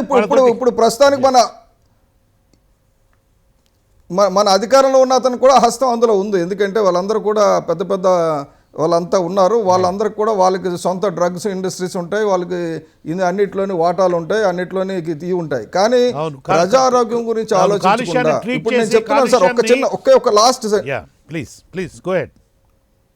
లాస్ట్ సెంటెన్స్ అండి. అక్కడ ఉన్న చేపల చెరువులు పెంచే పెద్ద పెద్ద నాయకులందరూ మల్టీ స్టోరీడ్ బిల్డింగ్లు పెద్ద పెద్ద అపార్ట్మెంట్స్ కట్టుకుని అక్కడెక్కడ హైదరాబాద్లో ఉన్నారు కదా, వాళ్ళందరినీ పిలిపించి ఆ చుట్టుపక్కల ఉన్న బోర్వెల్ నుంచి నీరు తాగిపించండి, రాకపోతే చేపల చెరువులు క్యాన్సిల్ చేయించండి. ఎందుకంటే వాళ్ళ చేత ఆ నీళ్ళు తాగిపించి అక్కడ వండిన వంట తినిపిస్తే, అక్కడ పండిన కూరలు తినిపిస్తే అర్థమవుతుందండి. ఇంకొకటి సార్, మీకు కృష్ణానదిలో వచ్చే వాటరు, కృష్ణానది పరిరక్షణ ద్వారా నేను అనలైజ్ చేసుకుంటూ వెళ్తున్నప్పుడు సైంటిస్టులు అందరినీ కలిసి భీమా అనే ఒక రివర్ వచ్చి కలుస్తుందండి, ఒక నది ఉపనది కృష్ణాకి వచ్చి కలిసే దగ్గర ఉజాని డ్యామ్ అని ఒక డ్యామ్ ఉంది. మీరు వెబ్సైట్లో ఇప్పుడు చూస్తే ప్రేక్షకులు కూడా చూడొచ్చు. ఉజాని డ్యామ్ వెబ్సైట్లోకి వెళ్ళి చూస్తే వాటర్ క్వాలిటీ అని ఉంటుంది. ఆ వాటర్ క్వాలిటీ చూస్తే హైలీ టాక్సిన్ అని ఉంది. Not suitable for agriculture, not suitable for human consumption, not suitable for animals, not suitable for agriculture. దాంట్లోంచి 123,000 హెక్టార్లకి నీళ్లు రైట్ కెనాల్ నుంచి అక్కడ ఉజాని డ్యామ్ నుంచి కర్ణాటకలో వ్యవసాయం ఇస్తుందండి. బ్రహ్మాండంగా పంటలు పండుతున్నాయి, బ్రహ్మాండంగా టమాటాలు కనబడుతున్నాయి, అన్ని మంది వ్యవసాయం బ్రహ్మాండమైన వ్యవసాయం ఉంది అక్కడ. అది చూస్తే ఎటు చూసినా పచ్చగా ఉంటుంది, కానీ ప్రతి పండులోని, ప్రతి కాయలోని, ప్రతి గింజలోని విషం ఉంది. అది తిని క్యాన్సర్ వస్తుంది. పెద్ద పెద్ద క్యాన్సర్ హాస్పిటల్ కడుతున్నారు, బాగా డబ్బులు సంపాదించుకుంటున్నారు. నేను చెప్పేది ఏంటంటే వాటర్ క్వాలిటీ టాక్సిన్ అని చెప్పిన తర్వాత దాన్ని భీమా నది నుంచి కృష్ణా నదిలోకి ఎందుకు వదలాలి, అక్కడే ట్రీట్మెంట్ ప్లాంట్ పెట్టాలి, రాకపోతే అసలు ఎందుకు వస్తుందో చూడాలి కదా. దాని గురించి నేను కర్ణాటక చీఫ్ మినిస్టర్ని ఆ రోజు ఒక 2 సంవత్సరాల క్రితం అడిగితే అతను ఏమన్నారంటే, మీరు నన్ను అడుగుతారంటే పైనుంచి వస్తుంది టాక్సిన్, మహారాష్ట్రకి వెళ్ళి అడగండి అన్నారు. మహారాష్ట్ర చీఫ్ మినిస్టర్కి వెళ్తే 600 ఇండస్ట్రీస్ ఉన్నాయి, 6 లక్షల ఎంప్లాయీస్ ఉన్నాయి, వాళ్ళ కుటుంబాలు ఉన్నారు, మీరు ఆలోచించండి, వాళ్ళని ఎడ్యుకేట్ చేయండి అంటారు. ఇప్పుడు మేము ఏం చేసామంటే 5,000 మంది కలిసి ఒక్కొక్క ఇండస్ట్రీకి వెళ్ళి దాని ఎఫ్లూయెంట్ ప్లాంట్ పెట్టండి రా బాబు అని వాళ్ళు కాల్ పట్టుకుంటున్నాం. ఇది మన దేశ పరిస్థితి అండి. థ్యాంక్ యూ సత్యనారాయణ గారు. కార్యక్రమాన్ని కొనసాగించబోయే ముందు పర్యావరణ ఉద్యమ రంగంలో బాగా విశేషమైనటువంటి కృషి చేసినటువంటి మాజీ ఐఏఎస్ అధికారి ఈఏ శర్మ గారు ఒక చిన్న సందేశం పంపించారు మనకు ఇంతకుముందే. ఒకసారి మన కార్యక్రమాన్ని కొనసాగించబోయే ముందు ఆయన పంపించినటువంటి సందేశాన్ని ఒకసారి విందాం. రోజుల కిందట ఏలూరులో చాలామంది మరి నీరు తాగు, ఎందువల్ల ఈ కాలుష్య పదార్థాల వల్ల చాలా పెద్ద ఎత్తున ఫెయింట్ అయి పడిపోయారని, వాళ్ళ ఆరోగ్యం చాలా విషమంగా మారిందని విన్నాను. చాలా బాధాకరంగా ఉంది. దీనికి ముఖ్యంగా 2-3 విషయాలు మనం ఆలోచించాలి. ఇప్పుడు మన మున్సిపాలిటీస్లో మిగిలిన చోట్ల ఏదైతే మనం తాగునీరు సప్లై చేస్తున్నామో ఆ నీటిలో ఎటువంటి కాలుష్య పదార్థాలు ఉన్నాయి, ఎటువంటి బ్యాక్టీరియల్ కంటామినేషన్ ఉంది, ఈ విషయాల్ని ఎప్పటికప్పుడు మానిటర్ చేయాలి, టెస్ట్ చేయాలి, శాంపుల్స్ తీసుకోవాలి. లేకపోతే మనకి ఆ నీళ్లు ప్రజలు తాగినప్పుడు దాంట్లో ఎటువంటి విష పదార్థాలు వెళ్తున్నాయి, దానివల్ల ప్రజల ఆరోగ్య పరిస్థితి ఎలాగా దెబ్బతింటుంది అనేటువంటి విషయం మనకు తెలియదు. నేను అనుకోవడం ఏంటంటే, ఇప్పుడు ఈ సీసం అన్నారు, ఏలూరులో సీసం, నికెల్, హెవీ మెటల్స్ అనమాట. ఈ సీసం అనేది నా ఉద్దేశంలో ఈ ఆటో ఇండస్ట్రీ, లేకపోతే కార్లు, ఈ బ్యాటరీస్ ఉంటాయి, బ్యాటరీస్లో చాలా పెద్ద ఎత్తున సీసం ఉంటుందన్నమాట. అది డంప్ చేస్తారు. అది సరిగ్గా మనం రీసైకిల్ చేయకపోతే, అది ఎక్కడో డంప్ చేస్తే అది ఒకప్పుడు ఏంటవుతుందంటే ఇది వాగుల్లోకి తర్వాత భూగర్భ జలాలకు వెళ్ళడమే కాకుండా మన అండర్ గ్రౌండ్ డ్రైనేజీ, మన under ground water supply system చాలా పాతకాలంగా నేను ఎక్కడ లీక్ అవుతుంది, ఎక్కడ సూయేజ్ వాటర్ వెళ్తుంది, ఎక్కడ మిగిలిన పదార్థాలు దాంట్లో ఎంటర్ అవుతున్నాయి మనకు సరిగ్గా తెలియదు. అది అటువంటి విష పదార్థాలు మనకు తెలియాలంటే మన ట్యాప్ ఈ నీళ్ళని ఎప్పటికప్పుడు మనం మానిటర్ చేసి టెస్ట్ చేయాలి రెగ్యులర్గాను. సో నేను అనుకోవడం లెడ్ పాయిజనింగ్ అనేది చాలా డేంజరస్. అది ఎక్కడ పైన చూడండి, లెడ్ పాయిజన్ అనేది సీసం, పాదరసం, అలాగే నికెలు, కాడ్మియము, ఆర్సెనిక్, జింకు ఇవన్నీ కూడా బొగ్గులోంచి వస్తాయి. తర్వాత ఇండస్ట్రీ పరిశ్రమల వల్ల వస్తాయి. చిన్న చిన్న పరిశ్రమల్లో ఇప్పుడు ఎక్కడో చోట చిన్న పరిశ్రమల్లో కూడా ఇప్పుడు యూజ్ చేస్తున్నారు కొన్ని రసాయన పదార్థాలు. సో ఈ విషయాలు మనం చేయాలంటే నేను దీనివల్ల మనం నేర్చుకోవాల్సిన పాఠం ఏంటంటే ప్రతి మున్సిపాలిటీలో ప్రతి కార్పొరేషన్లో కూడా ఈ ట్యాప్ వాటర్ ఏదైతే ఉందో అక్కడ మనం పూర్తిగా దాని టెస్టింగ్ రెగ్యులర్గా చేయాలి. ఎవ్రీ 3 months శాంపుల్స్ కలెక్ట్ చేసి ఎలాగుంది దాంట్లో బ్యాక్టీరియల్ ఇన్ఫెక్షన్ ఏంటి చూడాలి. ఇప్పుడు విశాఖపట్నం తీసుకోండి, అక్కడ ముడసర్లోవ క్యాచ్మెంట్ ఏరియాలో డంపింగ్ చేస్తున్నారు మున్సిపల్ వేస్ట్ అంతాను. మరి ఆ క్యాచ్మెంట్లో వచ్చిన నీళ్ళంతా ముడసల్లోకి వెళ్తాయి. మరి అందులో ట్రీట్మెంట్ ప్లాంట్ సరిగ్గా పనిచేస్తుందా లేదా, అది కానీ పని చేయకపోతే ఆ కాలుష్య పదార్థాలు మన పైప్ లైన్ వాటర్లోకి వస్తాయన్నమాట. మరి అక్కడ చాలా సూయేజ్ వాటర్, అక్కడ కొన్ని కాలనీస్ ఉన్నాయి క్యాచ్మెంట్ ఏరియా, ఆ సూయేజ్ వాటర్ అంతా దీంట్లోకి వస్తుంది, నల్లగా ఉంటుంది అక్కడ. నేను వెళ్ళి చూశాను స్వయంగాను. సో ఈ విషయాలు మన నీరు మనం సరిగ్గా పారిశుద్ధ్యం మెయింటైన్ చేయకపోతే మనం ఎంత హాస్పిటల్స్ మీద, పబ్లిక్ హాస్పిటల్స్ మీద, ఎంత పబ్లిక్ హెల్త్ కేర్ మీద, ఆరోగ్యశ్రీ ద్వారా ఎంత మనం చేసినా సరే అది వృధా. కనుక దీని మీద ప్రభుత్వం దృష్టి సారించాలని నేను విజ్ఞప్తి చేస్తున్నాను. థ్యాంక్ యూ శర్మ గారు ఈ కార్యక్రమానికి మీ సందేశం పంపించినందుకు. బాబురావు గారు, ఈ ప్రాబ్లంకు సంబంధించి అంటే ప్రభుత్వ పరంగా జరగాల్సినటువంటి స్థాయిలో, అంటే ఫస్ట్ మీరు ఇందాక చెప్పినటువంటిది మనకు బాధ్యత లేనటువంటి ప్రవర్తన అందరిలోనూ సమాజంగా, ఒక వ్యక్తులుగా కాకుండా ఒక సమాజంగా కూడా మనం బాధ్యతారహితమైనటువంటి స్థితి వల్లనే ఈ పరిస్థితి అనేటువంటిది ఉత్పన్నమైంది అని మనం మిగతా విషయాలకు వెళ్ళబోయే ముందు, అంటే ఈ ప్రత్యేకంగా ఈ ప్రాంతంలో ఇప్పుడు రావడానికి, ఎందుకంటే కాలుష్యం అనేటువంటిది అనేక చోట్ల ఉన్నది, అందులో ఏమి సందేహం లేదు. అది విశాఖపట్నంలో ఇందాక మిత్రులు సత్యనారాయణ గారు చెప్పినట్లు కానీ, ఇటు హైదరాబాద్లో కానీ, ఇంకా చాలా చోట్ల కూడా చాలా తీవ్రమైనటువంటి కాలుష్యం ఉంది. అంటే ఇక్కడ ఏలూరులో వచ్చినటువంటి దాన్ని ప్రత్యేకంగా ఎందుకు వచ్చిందని కానీ దాన్ని ఎలా అర్థం చేసుకోవాలి, ఎందుకు వచ్చి ఉండే అవకాశం ఉన్నది? ఏదన్నా సోర్స్ ఉండొచ్చండి, ఎవరైనా డిశ్చార్జ్ చేసి ఉండొచ్చండి నీళ్ళలోకి చాలా పెద్ద మొత్తంలో. దాన్ని ఐడెంటిఫై చేయాలంటే ఇన్వెస్టిగేషన్ చేయాలండి. ఆ ఇన్వెస్టిగేషన్ చేసే వ్యవస్థలు మన దగ్గర సరిగ్గా లేవు. చాలా ఇబ్బందితో కూడిన పని. దానికి ఎన్విరాన్మెంటల్ ఇదనమాట ఉంటుంది అనమాట, ఫోరెన్సిక్స్ అని ఉంటది. ఆ ఎన్విరాన్మెంటల్ ఫోరెన్సిక్స్ అనే సబ్జెక్ట్ లో నిష్ణాతులైన వాళ్ళు, అసలు ఆ సబ్జెక్ట్ నేర్చుకున్న వాళ్ళు కూడా మన దేశంలో లేరు. అది అవసరం అనమాట. అది ఉంటే ఎక్కడి నుంచి వచ్చింది, దీని సోర్స్ ఆఫ్ పొల్యూషన్ ఏంటి తెలుసు. మనం ఇంకా అసలు ఎందువల్ల ఈ వ్యాధి వచ్చింది, ఏ రసాయనాలు, ఏ విష పదార్థాల వల్ల ఈ సమస్య వచ్చిందని ఇంకా నిర్ధారణ కాలేదు కదా. అందువల్ల మనం బ్రాడ్ గా చెప్పలేము. ఇది ఫర్ ఎగ్జాంపుల్ ఇది పెస్టిసైడ్స్ వల్ల అని ఒక స్ట్రాంగ్ ఆర్గ్యుమెంట్ వస్తుందండి. మధ్యాహ్నమే ఎవరో సర్క్యులేట్ చేశారు, సత్యనారాయణ గారు కూడా నాకు పంపించారు. అది అందులో ఏమంటున్నారంటే తాగే నీళ్లలో పెస్టిసైడ్స్, క్రిమిసంహారక మందులు చాలా పెద్ద మోతాదులో ఉన్నాయి, పర్మిటెడ్ దానికంటే వేల రెట్లు ఎక్కువగా ఉన్నాయని చెప్తున్నారు. మరి అది నిజం కనుకైతే ఖచ్చితంగా పురుగు మందులు ఏంటంటే వాటివి చాలా, అవి కూడా వాటిలో రకరకాలు ఉన్నాయి.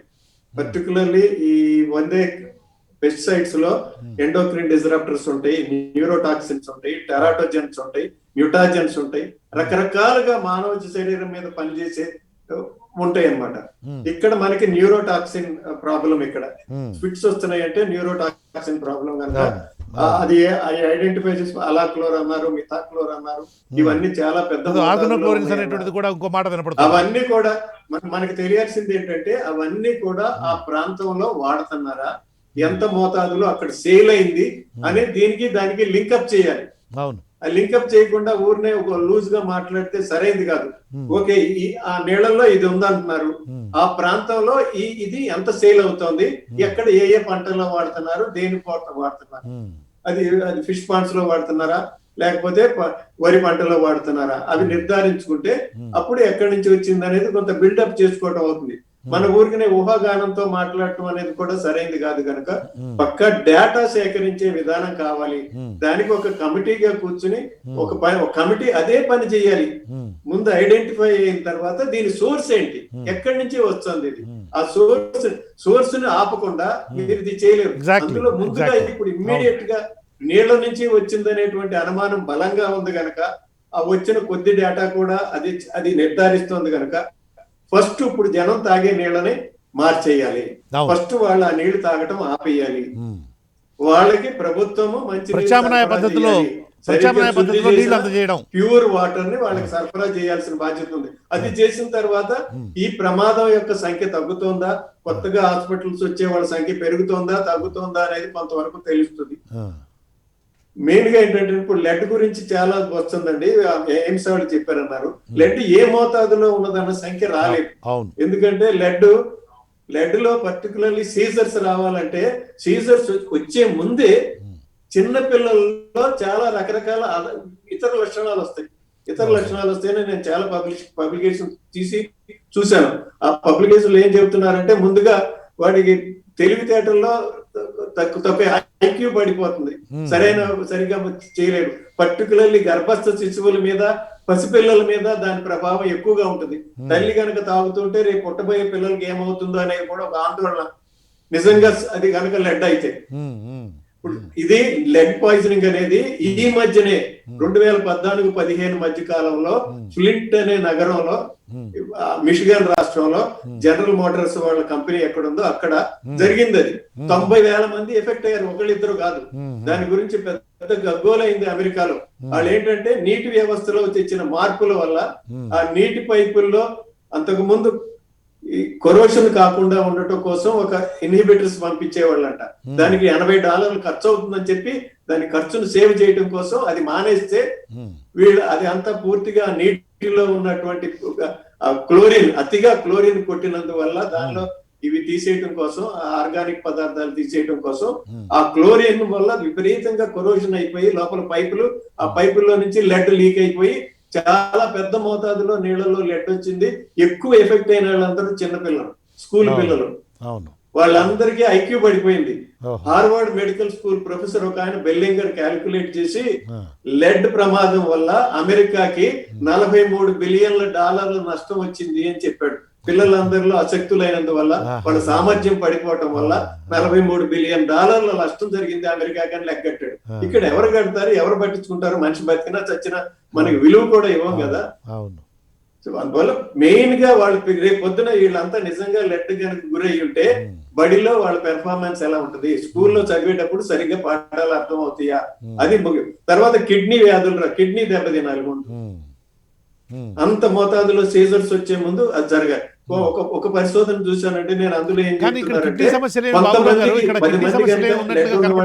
చూస్తే అందులో 20-30% మధ్య సీజర్స్ వచ్చినాయి. ఇక్కడ ఈ కేసులో ఏలూరుకు సంబంధించి కిడ్నీకి సంబంధించినటువంటి సమస్యలు వచ్చినట్లుగా ఏమి రిపోర్ట్స్ రాలేదు. అసలు నేను మనకి సైన్స్ ఎక్కడైనా ఒకటేనండి, మానవ శరీర నిర్మాణం ఎక్కడైనా ఒకటే. ఒక చోట అది జరిగిందంటే ఆ ప్రమాదం ఇక్కడ కూడా అదే జరుగుతుంది. మనం తెచ్చే మందులని మనం కనిపెట్టినవి కాదు, ఎవడో కనిపెడితే మన డాక్టర్లు కూడా మనకు ఆ మందులు ఇస్తున్నారు. అందుకని లెడ్ అనేది ఉంటే పిల్లలకి ఎలా ప్రభావం చూపిస్తుంది అనేది ప్రపంచంలో ఎక్కడైనా ఒకలాగే ఉంటది. కొద్ది తేడాలు ఉంటాయి అంతవరకే, కానీ ప్రధానంగా అదే లక్షణాలు ఉంటాయి, అదే ఉంటది. అందువల్ల ఇక్కడ కూడా ఏమవుతుందంటే అందరికీ సీజర్స్ రావు లో డోసేజ్ దగ్గర, హై డోసేజ్ వచ్చే గానీ రాదు. అది తుది దశ అని చెప్పి నేను చదివానండి, అక్కడ పేపర్స్ లో చదివానండి. సో అంత మోతాదు లెడ్ వచ్చే అవకాశం అక్కడ లేదు, అంత మోతాదు వచ్చే అవకాశం లేదు. అది నీళ్లలోకి ఎలా వస్తుంది? లెడ్ ఏ రూపంలో తిన్నారు? కూరగాయల రూపంలో తిన్నారా? నీళ్ల రూపంలో వచ్చా? నీళ్లలోకి అసలు నీళ్లలో నీళ్ల గురించి ఎవడో మాట్లాడలేదు. లెడ్ నీళ్లలో లెడ్ ఎంత ఉందో కనుక్కోవటం చాలా సులువైన టెస్ట్ అది. కానీ బ్లడ్ లో లెడ్ ఉంది అంటున్నారు. మీ బ్లడ్ లోనూ లెడ్ ఉంటుంది, నా బ్లడ్ లోనూ లెడ్ ఉంటుంది, సత్యనారాయణ గారి బ్లడ్ లోనూ లెడ్ ఉంటుంది. ప్రపంచంలో 9 మంది ప్రొఫెసర్స్ ని 2002లో Mount Sinai School of Medicine వాళ్ళు 9 మంది ప్రొఫెసర్లు, లాయర్లు, డాక్టర్లు, ఇంజనీర్లు సైంటిస్టులు వీళ్ళు 9 మందిని తీసుకుని వాళ్ళ బ్లడ్ తీసుకుని అనాలిసిస్ చేస్తే సగటున 93 రసాయనాలు ఉన్నాయండి వాళ్ళ శరీరంలో. వాళ్ళు ఎప్పుడు ఫ్యాక్టరీలో పనిచేయలేదు. అలా ఉంటుంది మన శరీరంలో కూడా, మన అందరి శరీరంలో కూడా 40-50 రసాయనాలు కనీసం ఉంటాయి. అది ఎంత మోతాదులో ఉంటాయి అనే దానిలోనే తేడాలు ఉంటాయి. సో అందువల్ల లెడ్ ఉండటం అనేది పెద్ద ఆశ్చర్యం కాదు. జీవీఎల్ నరసింహారావు గారు ప్రెస్ లో చెప్పింది ఏంటంటే ట్రేస్ క్వాంటిటీస్ అన్నాడు. ట్రేస్ క్వాంటిటీస్ అంటే అంతగా ఆందోళన పడాల్సింది కాదు, దాన్ని మెయిన్ ఇష్యూ చేయాల్సిన విషయం కాదు అది. మరి ఇప్పుడు ఎందుకు దాని గురించి అంత పెద్దగా మాట్లాడుతున్నా తెలియదు. పెస్టిసైడ్స్ పాయిజన్ అనే దానికి ప్రాబబిలిటీ చాలా ఎక్కువ ఉన్నదండి. ఎందుకంటే పెస్టిసైడ్స్ అనేవి మనకి మొత్తం రాష్ట్రం నిండా విపరీతంగా వాడుతున్నటువంటి విష పదార్థాలు. అవును, అసలు పెస్టిసైడ్ అంటేనే అది ఫర్ కిల్లింగ్, అది చంపే పదార్థం. అది పెస్టిసైడ్ కదా, సైడ్ అంటేనే చంపడం కదా. అవును, పెస్ట్ను చంపడం, డ్యూటీనే అది చంపడం దాని. అవును, అందువల్ల ఎవరినైనా అది కూడా ఏంటంటే శరీరంలో ఒక మోతాదులో ఉన్నప్పుడు కొంత పర్వాలేదు ఉంటుంది. ఆ మోతాదు మనకి ఒక లక్షణం ఉంటుంది, బయో అక్యుములేషన్ అనే లక్షణం ఉంటుందండి జీవులన్నిటికీ. ఫుడ్ చైన్ లో ఆ బయో అక్యుములేషన్ మోతాదు పెరుగుతూ ఉంటుంది. చిన్న లోవర్ లెవెల్ లో ఫుడ్ చైన్ లో ఉన్న దాని దగ్గర కొద్దిగా 10 రెట్లు పెరిగితే మళ్ళీ నెక్స్ట్ చైన్ లో ఇంకో 10 రెట్లు పెరిగితే అలా రెట్లు పెట్టి ఫుడ్ చైన్ లో మనం టాప్ ఉంటాం కనుక మన శరీరంలోకి వచ్చినప్పుడు అది ఇంకా చాలా ఎక్కువ మోతాదులో మల్టిప్లై అవుతుంది. అందువల్ల మనకి ప్రమాదం వచ్చే అవకాశం ఉందన్నమాట. ఇక్కడ నిజంగా ఎంత ఉన్నదో తెలియకుండా దాని నుంచి వచ్చే నష్టం ఏదో చెప్పలేమండి. కానీ పెస్టిసైడ్స్ కి మాత్రం రకరకాల విష ప్రమాదాలు సృష్టించేటువంటి అవకాశం ఉంది వాటికి. బికాజ్ అది పెస్టిసైడ్సే నిజమయ్యే అవకాశం ఉంది. ఆ పెస్టిసైడ్స్ లో నిజంగా పెస్టిసైడ్స్ కూడా వాటర్ ద్వారా వచ్చే అవకాశం ఉంటుంది కదా. పెస్టిసైడ్స్ డైరెక్ట్ గా పెస్టిసైడ్ రాదు కాబట్టి అది వాటర్ లో కలుస్తుంది. ఆ వాటర్ ని వినియోగించినప్పుడు ఇక్కడ 2 ఇష్యూస్ ఉన్నాయండి. ఏ పెస్టిసైడ్ ఉన్నదని ఐడెంటిఫై చేయడం ఒక సమస్య, అది ఎంత మోతాదులో ఉన్నదనేది లెక్క కట్టడం ఒక సమస్య. నిజంగా అంత కట్టడానికి మన దగ్గర ఏ ల్యాబొరేటరీలో అంత సమర్థత ఉంది. రొటీన్ గా చేయని వాళ్ళు, రెగ్యులర్ గా దానిలో ఎక్స్పర్టైజ్ లేని వాళ్ళు, ఇన్స్ట్రుమెంట్ ఉంది కనుక చేస్తే ఏదో పీకులు వస్తాయి, ఏదో లెక్క కడతారు. కానీ అది ఎంత విశ్వసనీయమైన దాని దగ్గర కూడా కొంత డౌట్ ఉంటుందండి. దాన్ని మళ్ళీ వెరిఫై చేయాలి, స్టాండర్డైజ్ చేయాలి. దాన్ని ఎక్కడైనా ఒక ఇంటర్నేషనల్ ల్యాబొరేటరీలో ఈ పరిశోధన చేసే ఉన్న ల్యాబొరేటరీలో మళ్ళీ దాన్ని నిర్ధారించాలి. నిర్ధారించిన తర్వాతనే WHO లాంటి వాళ్ళు ఆ శాంపుల్స్ తీసుకెళ్లి వాటిని వెరిఫై చేయాలి. వెరిఫై చేసిన తర్వాత వెరిఫై చేయక ముందే చర్యలు మొదలు పెట్టాలండి. దాన్ని నివారించే చర్యలు పెట్టాలి. ఒక పక్క పేషెంట్లకి చికిత్స చేయడం అనేటువంటిది ఒక పక్కన అయితే, ఏ కారణంగా ఈ ప్రాబ్లం వస్తుంది అనేటువంటిది దాని మీద దాన్ని దర్యాప్తు చేసి తెలుసుకోవాల్సినటువంటి అవసరం ఉన్నది కదా. అంటే రెండంచెలైనటువంటి పద్ధతిని విధానాన్ని ఒకసారి పెస్టిసైడ్ అనేది ఒకసారి దీనికి కారణము పురుగు మందులు అని తెలిసిన తర్వాత ఇంకా దానికి కారణం ఏముందండి? మనం విచ్చలవిడిగా వాడుతున్నాం కదా పురుగు మందులు. మార్కెట్ లో ఏ షాప్ కి వెళ్ళినా అక్రాస్ ద కౌంటర్ కొనుక్కోవచ్చు కదా. దానికి ఏమి ఇది కూడా లేదు కదా, ప్రిస్క్రిప్షన్ చూపించాల్సిన అవసరం కూడా లేదు కదా. ఎవడిష్టం వచ్చినట్టు వాడు కొనొచ్చు, ఎవడిష్టం వచ్చినట్టు వాడు పారబోయొచ్చు. ఎక్కడన్నా నియంత్రణ ఉందా వాటి మీద వాడకానికి? మీరు ఎకరానికి ఇంతే వాడాలి, ఈ పురుగు మందే వాడాలనే నియంత్రణ ఉంది కదా? లేదు కదా. ఆ పారబోసిన తర్వాత ఎక్కడికి పోతుంది? అది ఖచ్చితంగా నీళ్లలోకే పోతుంది. ఆ నీళ్ళన్ని మనం వరి పండిస్తున్నామంటే ఆ నీళ్లు పెడతాము, మళ్ళీ నీళ్లు తీస్తాము, ఆ డ్రైన్ లోకి వెళ్తుంది. ఆ డ్రైన్ లో నీళ్ళు ఎక్కడికి వెళ్తాయి చివరికి? ఏదో ఒక వాటర్ బాడీలోకి వెళ్ళాలి కదా అవన్నీ. ఆ వాటర్ బాడీలోకి వెళ్ళిన తర్వాత అవన్నీ భూగర్భ జలాల్లో కూడా వెళ్తాయి కదా. అల్టిమేట్ గా మనిషిని చేరాలి, మనిషికి వాడు చేసినటువంటి తప్పులకి వాడికి పనిష్మెంట్ ఇవ్వాలి. ఓకే, అవి అటు తిరిగి ఇటు తిరిగి చివరకు మనిషికి చేరి వాడు చేసినటువంటి తప్పులకు వాడికి శిక్ష వేయాల్సిందే. అంతవరకు ఆ సైకిల్ పూర్తి కాదు కదా. ఎందుకంటే మనం అంతా బాగున్నంత వరకు మనం ఎవరం పట్టించుకోవట్లేదు కదా. అంత ప్రమాదమైన తర్వాత కూడా ఎవరు థ్యాంక్ యూ బాబురావు గారు. నేను again get back to you. మళ్ళీ వస్తాను మీ దగ్గరికి. థ్యాంక్ యూ బాబురావు గారు. నేను మళ్ళీ మీ దగ్గరికి వస్తాను మీ దగ్గరికి. డాక్టర్ గోపాల్ గారు, ఇప్పుడు ఒక కొంచెం ఆశ్చర్యకరంగానే ఉంటుంది. అంటే జబ్బేమిటో తెలియకుండా మీరు ట్రీట్మెంట్ ఎట్లా చేస్తారు సార్? అంటే జబ్బుకు పేరు తెలియాల్సిన అవసరం లేదు, సిమ్టమ్స్ బట్టి ట్రీట్ చేస్తారా? మంచి క్వశ్చన్ అడిగారు సార్. కానీ ఇప్పుడు మనకి మా దగ్గర ఏ ఏ డాక్టర్ అయినా కూడా 90% పేషెంట్స్ సిమ్టమ్స్ వచ్చినప్పుడు ఏమి జబ్బు తెలియదండి ఎవరికి. అవును. జబ్బు అనేది అసలు డయాగ్నోసిస్ అనేది maybe it takes 3 days 4 days sometimes 1 week. కొన్నిసార్లు 50% ఆఫ్ ద టైమ్స్ అసలు జబ్బు ఏంటనే తెలియకుండానే మనం సిమ్టమ్స్ ట్రీట్ చేస్తాం, తగ్గిపోతూ ఉంటుంది. ఇప్పుడు ఇప్పుడు మనం వచ్చిన పరిస్థితి కూడా అలాగే తీసుకోవాలి. జబ్బు ఏంటనే దానికన్నా కూడా మనం ఇమీడియట్ గా ఏం చేయగలుగుతున్నాం అంటే ఇప్పుడు ఫిట్స్ వచ్చినాయి కాబట్టి ఫిట్స్ మెడికేషన్ అలా ఉంటుంది. సో జబ్బు అనేది తెలియాల్సిన అవసరం లేదు ఎప్పుడు ఇమీడియట్ ట్రీట్మెంట్ ఇవ్వడానికి. కానీ over a period of time మనము దాన్ని అనలైజ్ చేస్తాం. What is the diagnosis? మనం లంబార్ పంక్చర్ చేసి ఇప్పుడు మనకి బ్రెయిన్ లో ఫ్లూయిడ్, సెరిబ్రో స్పైనల్ ఫ్లూయిడ్ అంటాం, అదని పంపించారు. సో ఇవన్నీ కూడా final treatment and final conclusion పనికొస్తాయి. కానీ జబ్బు మాత్రం తెలిసే ట్రీట్మెంట్ ఇస్తే చాలా కష్టం అండి. అలా చేయాలంటే మనకి ఇబ్బంది అవుతుంది. ఎందుకంటే కొన్నిసార్లు ఇప్పుడు మనము ఫీవర్ వస్తుంది, ఎంపెరికల్ గా కొన్ని యాంటీబయాటిక్స్ ఇస్తారు, అట్లానే ఫిట్స్ వచ్చింది, ఫిట్స్ మెడికేషన్, దాన్ని బట్టి ఉంటుంది. ఇకపోతే బాబురావు గారు సార్ చెప్పినట్టుగా ఇప్పుడు వచ్చిన పర్టికులర్ సిమ్టమ్స్ కొంచెం అక్యూట్ పాయిజనింగ్ కింద అర్థం చేసుకోవాలండి. అక్యూట్ పాయిజనింగ్ అంటే ఏంది? ఉన్నట్టుండి అందరూ చాలా మంది ఒకేసారి ఎఫెక్ట్ అయ్యారు.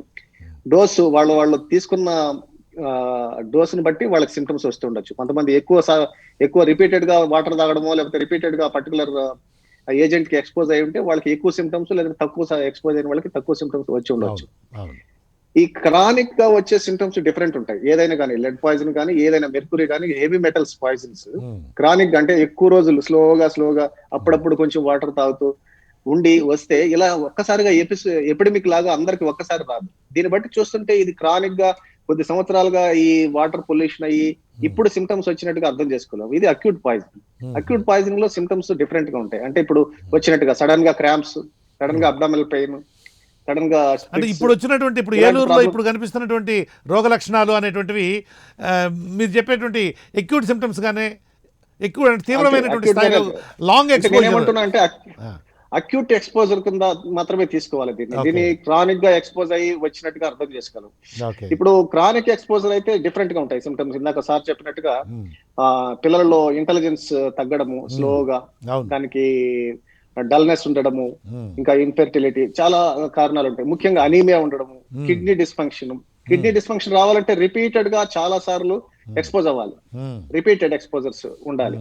అంటే over a period of time kidney filtration లేదంటే కిడ్నీ ట్యూబ్యూల్స్ దెబ్బతినాలంటే అది చాలా సార్లు. అక్యూట్ టాక్సిసిటీ ఈ లెడ్ లో కిడ్నీ డిస్ఫంక్షన్ వచ్చిందంటే ఆల్రెడీ దానికంటే ముందు పేషెంట్ అన్కాన్షియస్ ఉంటారు.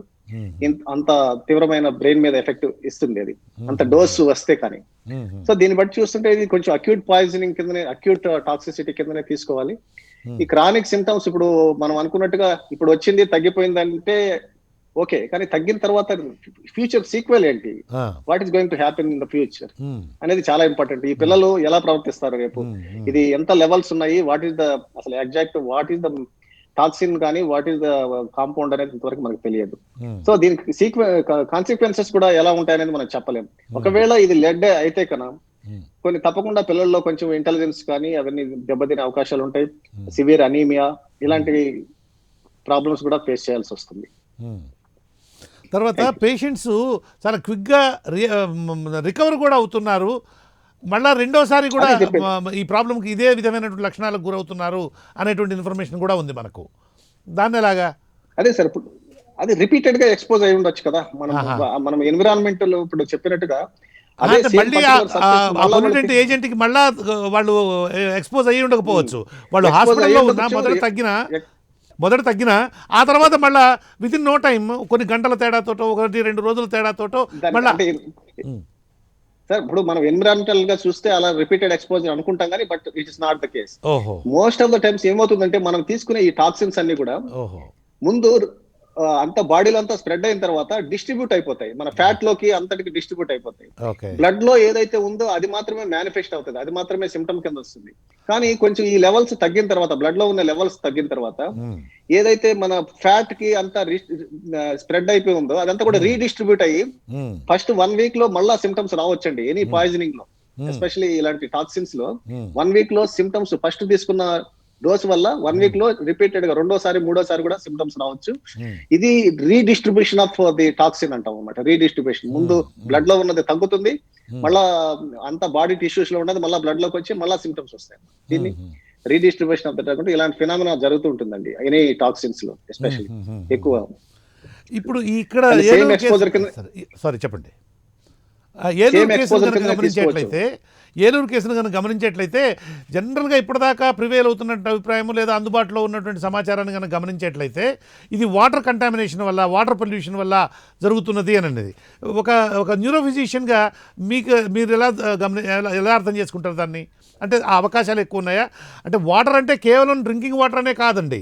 వాటర్ అంటే అది ఆహార పదార్థాలు కూడా ఖచ్చితంగా దాని ఘన రూపంలో ఉండే ఆహార పదార్థాలను కూడా మనం రెండింటిని మిక్స్ చేసి చూడవచ్చు. ఎందుకంటే వాటర్ లేకపోతే ఈ ఆహార పదార్థాలు లేవు కదా. ఎయిర్ పొల్యూషన్ వాటర్ కిందనే వాటర్ పొల్యూషన్ అయ్యే అవకాశాలు ఎక్కువ ఉంటాయండి. ఎందుకంటే ద డోస్ వీళ్ళు అందరు కూడా పేషెంట్స్ ఎఫెక్ట్ అయిన వాళ్ళు టూ మచ్ క్వాంటిటీకి ఎక్స్పోజ్ కాలేదండి. మీరు చూస్తున్నారు కదా, వేరే food if it is a food or anything చాలా ఎక్కువ మోతాదులో తీసుకునే ఛాన్స్ ఉంటుంది కదా అది ఎక్స్పోజ్ అయి ఉంటే. కానీ వాటర్ లో కాబట్టి దాని డైల్యూషన్స్ లో ఉంటుంది కాబట్టి వాళ్ళు తాగిన దానిని బట్టి మోస్ట్లీ ఎక్స్పోజర్. వాటర్ అంటే డైరెక్ట్ గా వాటర్ తాగడమే కాదండి, మనం కుకింగ్ చేసుకునే విధానం కావచ్చు, మనం అన్ని విషయాలు మనం చేసుకునే డ్రింక్స్ ఏదైనా మనం అన్ని లోపల తీసుకునేటువంటివి తాగేటువంటివన్నీ తాగేవి మనం వాటర్ ని యూజ్ చేస్తూ ఏ విధంగా అయితే మన డైలీ యాక్టివిటీస్ ని మనం చేస్తున్నాము ఆ వాటర్ ద్వారా వచ్చి ఉండే అవకాశాలు ఎక్కువ ఉన్నాయి.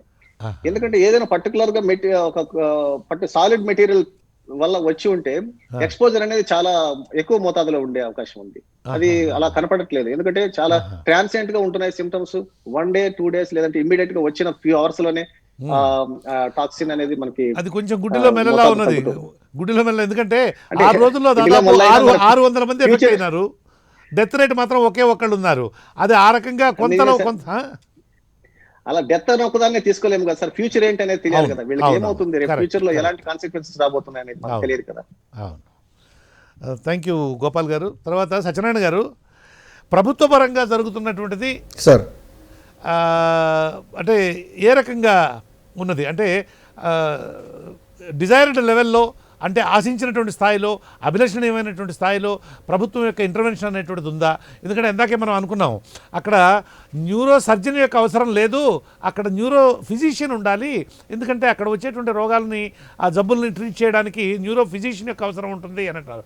అక్కడ న్యూరో ఫిజిషియన్స్ లేకపోవడం వల్ల పేషెంట్స్ని అందరినీ కూడా విజయవాడ పంపిస్తున్నారు. దాదాపు నాకు ఇక్కడ అందుబాటులో ఉన్న సమాచారం ప్రకారం ఇప్పటివరకు 26 మంది పేషెంట్స్ని ఏలూరు నుంచి విజయవాడ హాస్పిటల్స్ షిఫ్ట్ చేశారు. పేషెంట్స్ని ఇంతమందిని అక్కడ షిఫ్ట్ చేసే బదులు ఒక 4 న్యూరో ఫిజిషియన్స్ని కనుక ఏలూరు హాస్పిటల్లో కనుక పోస్ట్ చేసి ఈ టెంపరీగా ఈ సమస్యను ఇచ్చేసేంత వరకు చాలా మెరుగైన పరిస్థితి ఉండేది కదా. కానీ మనకు గవర్నమెంట్ దగ్గర నుంచి ఆ విధమైనటువంటి రియాక్షను, రెస్పాన్సు కనపట్టలేదు. మీరు ఎట్లా చూస్తారు దాన్ని? అంటే సార్ ఇది ఒక రకంగా ఇప్పుడు ప్రస్తుతం ప్రభుత్వం నడుస్తున్న తీరు యాక్చువల్గా ఏంటంటే ప్రాబ్లం వచ్చినప్పుడు దాని తాలూకా ఎక్స్పర్ట్స్ వెళ్ళాలండి. ముఖ్యమంత్రి గారు కూడా కాదు, ఎక్స్పర్ట్స్ అక్కడ పంపించి ఉంటే వాళ్ళు సొల్యూషన్ ఏం చేయాలంటే ఏదైనా టాస్క్ ఫోర్స్ని పెట్టేటప్పుడు ఎక్స్పర్ట్స్ని పెట్టాలనేది కాకుండా మన వాళ్ళని పెడదాం, రాత్రి నేనే వెళ్దాం అన్న పద్ధతి వచ్చింది. అది కరెక్ట్ కాదండి. ఇదివరకు కూడా ముఖ్యమంత్రులు కానీ ఎవరైనా ఉంటే సలహాలు తీసుకోవడం చేసేవారు. ఇతను కానీ ఇతనికి ముందున్న ముఖ్యమంత్రి కానీ అసలు సలహాలు, అధికారుల సలహాలు కానీ మేధావుల సలహాలు కానీ వీళ్ళకి అక్కర్లేదు. వీళ్ళే మేధావులు, వీళ్ళు డిసైడ్ చేసేస్తారు రాజధాని ఎక్కడ ఉండాలి, ఎయిర్పోర్ట్ ఎక్కడ ఉండాలి, ఏది ఎక్కడ ఉండాలి అన్నీ. ఇప్పుడు ప్రజా అవసరాల విషయంకి వచ్చేసరికి ఇక్కడ మన వాటర్ మేనేజ్మెంట్ ప్రోటోకాల్స్ చాలా క్లియర్గా ఉన్నాయండి. మనకి ఎంత క్లియర్గా ఉన్నాయంటే drinking water uniform drinking water quality monitoring protocol అని 2013లో ఇచ్చారు. అంటే డ్రింకింగ్ వాటర్ ఎలాగుండాలి, అలాగే ఎన్విరాన్మెంట్ ప్రొటెక్షన్ ఎలాగుండాలి అనేది కూడా చాలా క్లియర్గా మన రాజ్యాంగం కానీ మనకున్న చట్టాలు కానీ చెప్తున్నాయి. ఎక్కడ ఒక్క దగ్గర పాటించడం లేదు సార్. నాకు ప్రాబ్లం ఏమంటే ఒక్క దగ్గర అయినా మనం పాటిస్తే, ఇప్పుడు ఇవాళ అంటే మనకి ఏముంది, వాటరు బాటిల్ కొనుక్కుంటే స్టైల్ అయిపోయింది. అసలు సహజ వనరులు, పక్షులు తాగే నీళ్ళు అది విషతుల్యం అయిపోతే పక్షులు ఎలా బతుకుతాయి? ఇప్పుడు ఆర్సెనిక్ వీళ్ళకి వచ్చింది చెప్తున్నారు. ఇప్పుడు విదేశాల నుంచి వచ్చిన పక్షులు అక్కడ వాళ్ళే అవి వాటికి ఆ జబ్బును విదేశాలకి అంటే పక్షులు కొనుక్కోలేవు. బాటిల్స్ కొనుక్కోలేవు కాబట్టి కదా. అవి ఏం చేస్తాయి? బిస్లరీ కానీ బాటిల్ను అవి మరో దాన్నో పక్షులు కొనుక్కోలేవు కొనుక్కోలేవు, అది ప్రాబ్లం. డబ్బులు ఉండవు కదా అది వాటి కాదు, దగ్గర.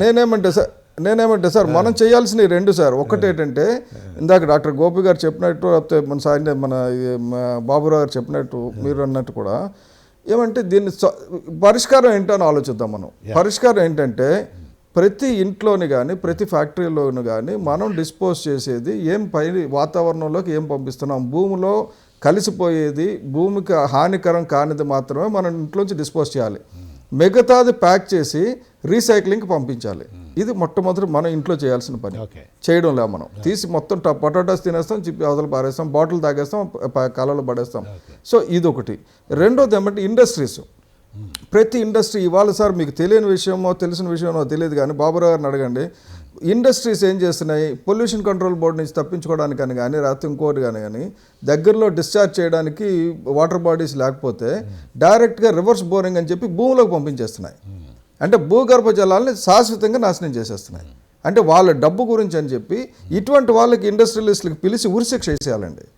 ఎందుకంటే వీళ్ళు ప్రాబ్లం ఏమవుతుందంటే వాళ్ళు తరాలని నాశనం చేసేస్తున్నారు, ఒక తరాన్ని కాదు డబ్బు గురించని. ఎందుకు వీళ్ళు ఇలాగ ఇండస్ట్రీ కాలుష్యం చేస్తున్న వాళ్ళని ఇప్పుడు ఇండస్ట్రీ పెట్టండి, వ్యాపారం చేసుకోండి, డబ్బు సంపాదించండి, ఆ పర్యావరణ పరిరక్షణ పద్ధతులన్నీ పాటించండి, వాటికి అయిన ఖర్చు కూడా ఆ ప్రోడక్ట్ మీద వేయండి. అంతేగాని ఈ పర్యావరణ పరిరక్షణకు అయ్యే ఖర్చును తగ్గించి దీన్ని తీసుకెళ్లి భూమిలో కలిపేసి భూగర్భ జలాలను కాలుష్యం చేసి అప్రాణాలతో. అలాగే ప్రజలు కూడా ఏం చేయాలంటే పర్యావరణ పరిరక్షణకి డెఫినెట్గా మనం ఏం జరుగుతుంది మన చుట్టుపక్కల అనేది విజిలెన్స్ ఉండాలండి.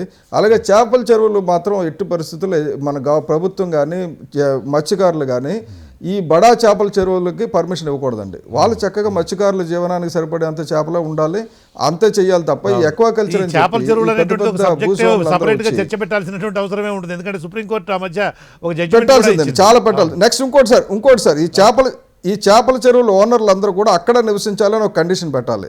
వీళ్ళు హైదరాబాద్లోనో అమెరికాలోనో నివసించి ఇక్కడ చేపల చెరువులు పెట్టడానికి వీల్లేదని. ఎందుకంటే భూగర్భ జలాలని వాడాలి, అప్పుడు వాళ్ళకి అర్థమవుతుంది. నెక్స్ట్ సహజ వనరుల పరిరక్షణ అనేది మన భావితరాలకండి. నేషనల్ ఇన్స్టిట్యూట్ ఆఫ్ ఓషనోగ్రఫీ ఈ మధ్యన ఒక ఆర్టికల్ రాశారు. ఆయన పేరు కూడా శర్మ గారు ఏదో ఉంది, ఆయన ఇన్ఛార్జ్ ఇక్కడ విశాఖపట్నం, పెద్ద ఆర్టికల్ స్టేట్ వైడ్ వచ్చింది అది. ఆయన ఏమన్నారంటే విశాఖపట్నంలో సముద్ర జలాలను కాలుష్యం చేయడం వల్ల లక్షల కోట్ల మత్స్య సంపద నాశనం అవుతుందని. లక్షల కోట్లు అంటే మనకు వచ్చి 100 కోట్ల గురించి అని లక్షల కోట్లు తగలబెట్టుకుంటున్నాం. ఎందుకంటే ఇంకా భావితరాలు ఇంకా బతకడానికి లేదు. వాటర్ కిందనండి, water world, under water world అంటారు. వాటర్ కిందనేది అదొక ప్రపంచం. ఆ ప్రపంచాన్ని మనం కాలుష్య నీరు పెట్టి నాశనం చేయడానికి మనకు హక్కు లేదండి. అలాగే నాశనం చేస్తే మనం నాశనం అయిపోతాం తర్వాత, ఇప్పుడు ఇలాగే వింత వ్యాధులు వచ్చి. కాబట్టి మీ ద్వారా నేను రిక్వెస్ట్ చేసేది ఏంటంటే ప్రజలు బాధ్యత తీసుకోవాలి, ప్రతి దగ్గర మత్స్యకారులు బాధ్యత తీసుకోవాలి. ఎందుకంటే ఇదివరకు మత్స్యకారులు నీటిని సంరక్షకులుగా. ఓకే, థ్యాంక్ యూ సత్యనారాయణ గారు, బాబురావు గారు, thank you very much. Doctor Gopal గారు, థ్యాంక్ యూ వెరీ మచ్ అండి. ఈ చర్చా కార్యక్రమంలో పాల్గొని ప్రజలకు చాలా విలువైనటువంటి విషయాలు తెలియజేసినందుకు ధన్యవాదాలు. చూస్తూనే ఉండండి Prime9. Thank you.